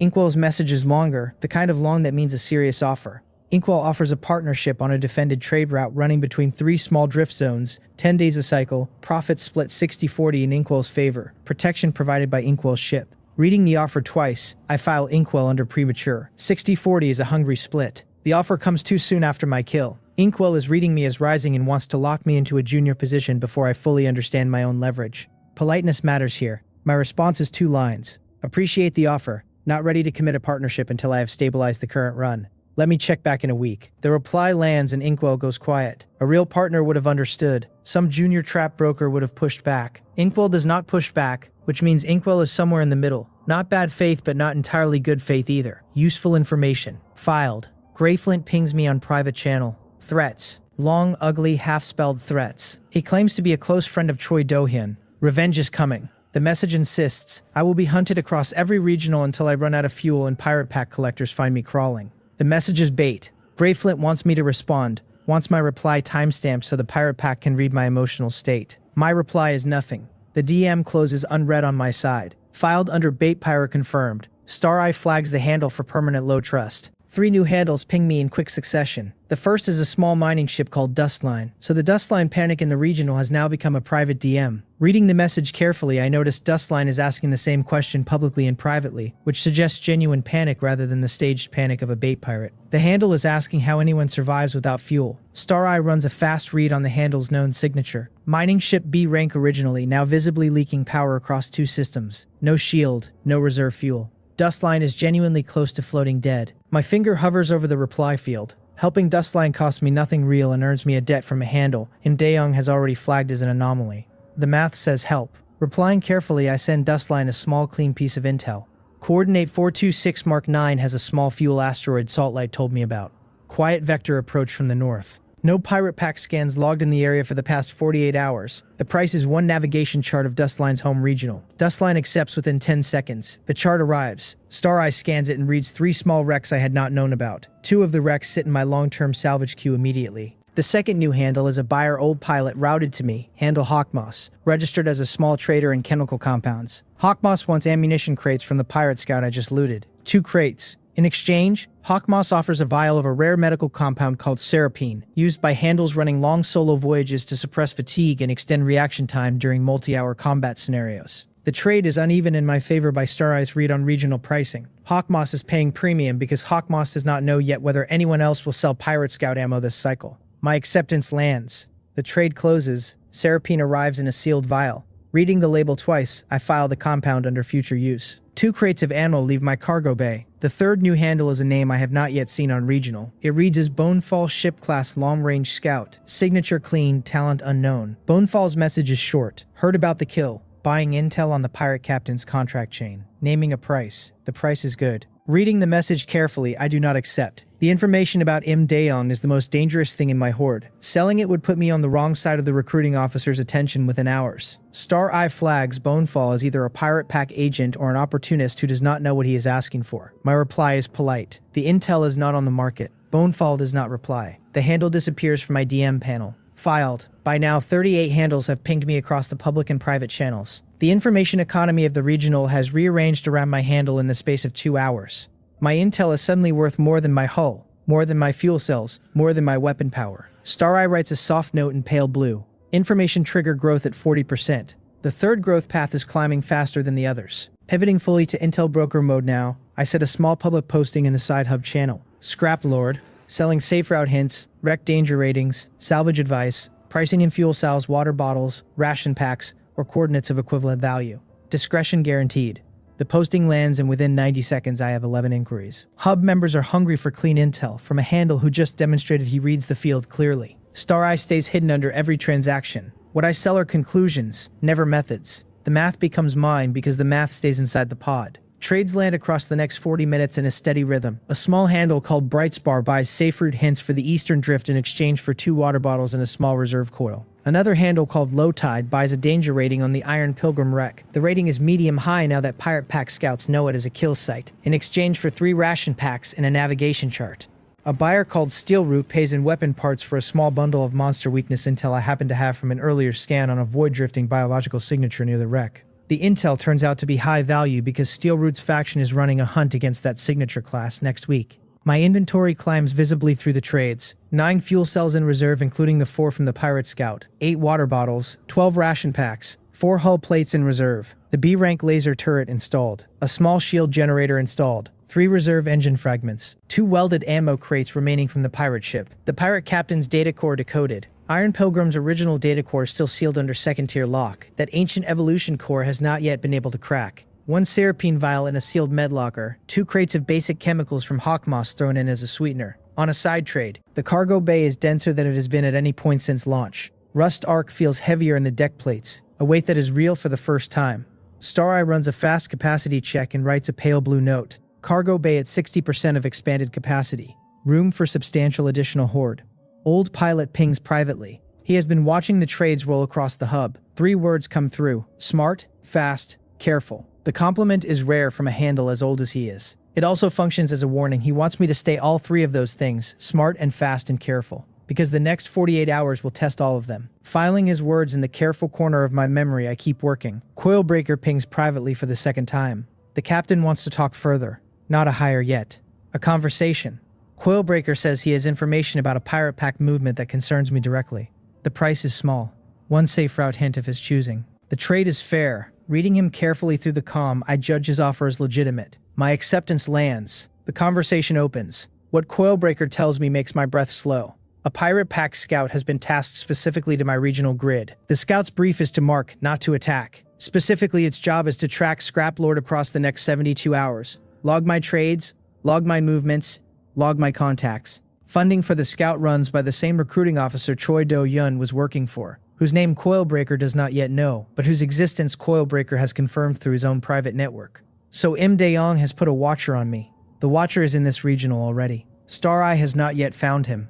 My pay to Coilbreaker is a clean safe route hint for his ship's next 2 cycles. The trade closes. Coilbreaker thanks me. The private channel closes. My hand sits on the console for a long beat. The watcher is here. He is already inside my regional. My morning kill bought me this watcher. Funding for him runs through the man whose name sits inside my horde's data core. Information war has started, and the watcher is the first hostile move. Star Eye opens a passive scan field across all 12 jumps within range. The scan runs in the background, eats no resource, costs no fuel. My system will find the watcher. It will find him before he finds the answers Im Dae-yong is paying him to bring back. My fingers tap the console once. The evening has not yet ended. While the passive scan runs, more trades land. A handle called Readline buys salvage advice for a recent mid-tier wreck that opened 2 jumps north, paying in 3 water bottles and a small mount adapter that Star Eye marks as useful for a future turret upgrade. Brightspar comes back with a follow-up question and a follow-up payment. Low Tide refers a friend, handle Slatewing, who buys a danger rating on a different wreck and pays in a navigation chart and 1 ration pack. The hub members are starting to refer me by handle. Word inside the sidebroker hub moves fast. Old Pilot sits in the hub like a quiet patron. He posts almost nothing publicly. His private channel is busy. Through him, 3 more buyers reach me, each pre-vetted, each paying clean prices. My trust score inside the hub climbs visibly across the trades. Star Eye marks the hub's trust algorithm as reputation weighted, with vouched handles carrying disproportionate signal. Old Pilot's vouch on my entry has been worth more than my actual ledger. Coilbreaker, after the private call, posts a single line in the regional channel where his other mockery used to live. Scraplord trades clean. The line is short and carries no apology, no explanation. It is a public reputation flip from one of the regional's recognized A-tier captains, dropped without theater. Stareye reads the chat reaction across the next 60 seconds. Mockery handles go quiet. 2 prior critics delete their old taunts. New trust accrues to Scraplord by the second. Coilbreaker has cost me 1 safe route hint and given me 10 times that value in regional reputation. So this is what an alliance looks like at the start. A small voiced ping on world chat lights up. Vermilion. The Pirate Pack captain who held the wide arc this morning has not yet spoken publicly since the retreat. Now he posts a single line in world chat that is read by every regional simultaneously. Pirate Pack does not forget. The line is short, mocking in its restraint, designed to chill rather than threaten. Most regional handles read it as a warning aimed at everyone. I read it as a warning aimed at me. Stareye marks the post and adds Vermilion's handle to the active threat tracker. So that is the public face of the next 48 hours. Pirate Pack publicly threatens, privately scouts, quietly recruits. My evening goes from busy to dangerous in the time it takes Vermilion to type 7 words. Fingers tap the console twice. Time to consolidate. Pulling Rust Arc off the broker channel for 10 minutes, I run a horde audit. Stareye writes it in pale blue. 9 fuel cells, 8 water bottles, 12 ration packs, 6 nutrient paste packs, 4 hull plates reserve, B-rank laser turret installed, 3 reserve engine fragments, 2 welded ammo crates remaining, the Pirate Captain's data core decoded, Iron Pilgrim data core sealed, Serapine vial and med locker, 2 crates of basic chemicals from Hawkmoss, 3 navigation charts of mixed regions, a small mount adapter, 1 reserve coil, 6 pieces of monster weakness intel filed, cargo bay at 62% of expanded capacity, fuel at 86% of full reserve, engine, weapon, shield, hull all at fused upgrade levels. In raw terms, the horde is now larger than my pod's original launch loadout by an order of magnitude. Strategically, that horde is heavy enough to bankroll 3 days of careful trading without making a single salvage run. As intelligence, the horde is dangerous because it contains a name above Choi Do-yun. That name is the asset most likely to get me killed if leaked, and most likely to get me killed if not understood. I sit in the cockpit chair and let the moment exist for a full half-minute. Outside the cockpit window, the drift zone hangs quiet. 12 small handles in loose formation. Old Pilot's patron handle parked in the center of the hub like an anchor. Distant Pirate Pack signatures sit beyond 10 jumps in all directions. No immediate hostile signature within Stareye's passive scan field. Inside the pod, the small shield hums softly. The B-rank turret cools after the morning's fire. Ancient evolution core breathes under the deck plates in its slow, patient pulse. The morning of the survival galaxy is fully closed. Evening sits past its midpoint. Somewhere in this regional, a Pirate Pack scout is reading my trades.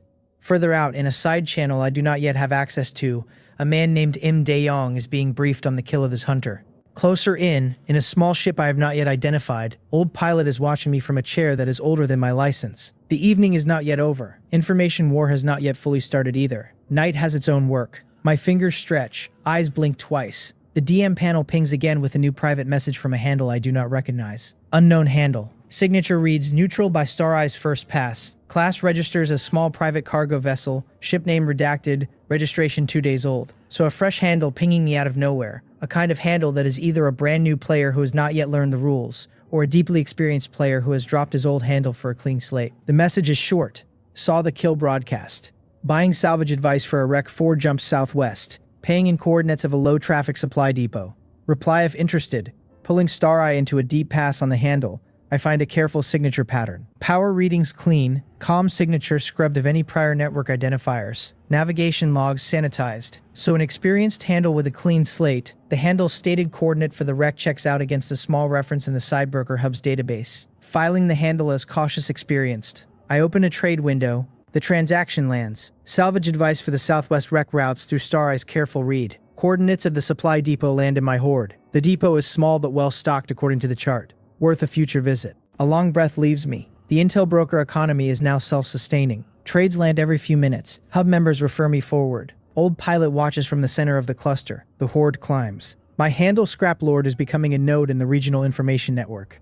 The morning's mockery is dead. Some handles still snipe at me in the public regional, but the snipes carry no weight now because Coilbreaker's public line set a new floor for how my handle reads. While the trades roll, Stareye keeps the passive scan running across the 10-jump field. 60 minutes after I parked at the edge of the drift zone, the scan picks up a faint signature. Long-range scout, idle drift profile, no active broadcast, sitting at the outer edge of the 10-jump radius behind a small dust cluster. Star Eye paints the signature in pale red and identifies it as Pirate Pack pattern. So Coilbreaker's intel was real. The Watcher is here. My breath stays even. The Watcher has not moved into firing range. His brief is observation, not engagement, exactly as Coilbreaker reported. Star Eye marks the Watcher's position and quietly logs it as a fixed track. Any movement off the dust cluster will trigger a proximity alert. For now, the Watcher sits in passive observation, eating my signal data, logging my trades, watching the small cargo launches arrive and depart from my pod. Letting the Watcher watch is the right play. The Scout knows where I am. He does not know what Star Eye sees. Every minute the Scout sits in passive observation is a minute Star Eye learns the Scout's pattern. Star Eye's note rolls in pale blue. Information trigger growth at 55%. Counter surveillance accelerates the read. Coilbreaker pings privately again. He confirms the Watcher's arrival from his own sources. Then he wants to know if I have eyes on the Scout. My reply is one word: yes. Coilbreaker thanks me and closes the channel. The relationship is forming. He paid for a safe route hint earlier. Now he paid for confirmation of the Watcher. The next price will be higher and the next trade will be heavier. An alliance shape is coming into focus. Old Pilot pings again. His message this time is different. He asks me to perform the alien beacon scan tonight instead of tomorrow. A buyer of his is ready who wants the read within 12 hours. The price is good. 2 ration packs and 1 water bottle on top of the standard contact route. Star Eye runs the math. The beacon is at 734 Mark 8, Eastern Drift. Fuel cost is moderate. Risk profile low because the Eastern Drift is currently empty of Pirate Pack signatures. The Watcher behind the dust cluster cannot follow without giving up his position. A clean trade, a short run, accepting Old Pilot's request. I prep Rust Arc for departure. The drift zone parking position breaks. Engines push out from the sidebroker hub on a slow vector eastward. The Watcher's brief really is observation only at this stage. Im Dae-young wants data, not a kill. The data is what I have to deny him. Star Eye runs an active deception layer across the navigation log, painting my route as ambiguous, suggesting 3 possible destinations of which the alien beacon is one of 3. The deception cost is minimal. Should buy me a few hours. The Eastern Drift opens up. 2 jumps east, 3 jumps north of the side hub. The alien beacon sits at coordinates 734 Mark 8, a small object the size of a habitat module, faintly broadcasting on a frequency nobody in the regional has been able to decode. Pilots have noted the beacon for years. Many have lost ships trying to scan it because the broadcast triggers a brief weapon response from a dormant defense system if a scan is run with insufficient precision. So Star Eye's precision is the key. Old Pilot bet on Star Eye and he is going to win his bet. Approach is careful. Rust Arc drifts toward the beacon at quarter power. Engines cool to minimize the heat signature. Star Eye paints the beacon in pale blue and starts mapping the broadcast pattern. The system pulls layer after layer of structure out of the noise. Beacon protocol resolves in 2 minutes. Its content resolves in 3. The defense system never triggers. Star Eye's precision is high enough that the beacon reads my scan as a peer-level inquiry rather than an intrusion. So this is what Old Pilot wanted. The beacon's content is a star chart fragment, pre-collapse, of a region 3 regional grids away. Inside that fragment sit 17 waypoints, 6 of which are tagged as resource-rich, 3 of which carry icons Star Eye does not yet have decoded. Old Pilot's buyer will pay for the read. The buyer's identity is filed under Old Pilot's discretion. I do not need to know who the buyer is. The trade closes through Old Pilot as broker. 2 ration packs and 1 water bottle arrive in my cargo bay through a small cargo drop from a relay ship in the Eastern Drift. The trade also unlocks the second growth path for Star Eye. My system reads the alien beacon as a high-tier information source. Information trigger growth jumps to 70%. Star Eye system hits level 2 threshold mid-scan. The proximity scan field extends from 10 jumps to 15. Passive surveillance adds a new feature, signature mimicry detection, which flags handles whose declared signature does not match their behavior profile. A useful tool. Filed. Pulling out of the Eastern Drift, I set Rust Arc back toward the sidebroker hub on a slow vector. The Watcher behind the dust cluster reads the return through the regional broadcast log and stays in passive observation. My deception layer is still active. Im Dae-young's data feed registers my Eastern run as ambiguous. So this is the rhythm now. Move, scan, sell, return, hide the precise motion. The information war runs on the precise motion the Watcher cannot read. Halfway through the return jump, a new private DM lands on my panel. The handle is unfamiliar. It reads as Park Eugene, ship class research vessel, signature professional, comm protocol clean. The message opens with my handle and her own name. Scrap Lord, this is Park Eugene. The opening is direct, no preamble. Reading the message slowly, I take in every word. Park Eugene is a research vessel captain with an A-tier alien materials analysis talent, currently trapped near an alien drone field at coordinate 117 Mark 3. Her ship's engines are damaged from a prior encounter and cannot move without triggering the drone field's hostile threshold. She has rare medicine on board, a synthesized compound she identifies by name. The compound is exactly the one the pirate captain's data core flagged as the next tier upgrade material I had been tracking for Rust Arc's hull regeneration package. She has read the regional and identified me as the only handle within range with both the talent profile and the demonstrated combat reliability to attempt extraction. Her offer is straightforward. She gives me the medicine and full future trade rights to her research outputs. In exchange, I extract her and her vessel intact from the drone field. A long beat passes. Star Eye runs her signature, the drone field's signature, and the math of the route between me and her position. 5 jumps from my current position. The drone field is a known hazard logged in 3 regional databases as a no-go zone. Past attempts at extraction have failed because the drones read engine signatures and respond with kinetic strikes that overwhelm standard shield generators. Star Eye reads the formation pattern. The drones follow an algorithmic sweep that Star Eye can predict if given enough signal samples. My turret has ammunition for 1 major engagement. New shield holds at 12% of portside coverage. Hull sits at 38%. Fuel cost for the round trip is significant, 60% of current reserve. The math is borderline, doable with Star Eye's read. Risky without it. A standard handle would refuse. I am not a standard handle. The medicine alone is worth the run. A research vessel partnership is worth more than the medicine. Beyond that, a relationship with Park Yujin, if she is who she claims to be, opens a whole layer of the information economy I do not yet have access to. Researchers in this galaxy trade in knowledge that handles like me cannot otherwise access. Star Eye runs a deception check on Park Yujin's handle. Her signature matches her stated profile. Distress on her ship is consistent with the drone field's documented behavior. Offer terms are written in the careful style of an academic, not a pirate. The probability of a bait trap is low but not zero. Filing her under credible with margin I consider. A second alert pings on my panel before I finish considering. Star Eye flags the alien drone field is in motion. The field has begun a slow sweep toward Park Yujin's hull. A countdown rolls in pale blue text. 45 minutes until first contact. By that mark, the drones reach her ship's outer perimeter. After that, extraction becomes impossible. So the decision is now. My hand sits on the comm. Fuel reads 86%. The new shield holds at 12%. B-rank turret has ammunition for 1 major engagement. Im Dae-young's name sits in my horde's data core. The pirate pack scout behind the dust cluster watches my regional. Old pilot waits in the side broker hub. Coilbreaker is forming up as a fragile alliance. The medicine on Park Eugene's vessel is the next tier hull upgrade material. I need to push Rust Arc past 40% toward 50.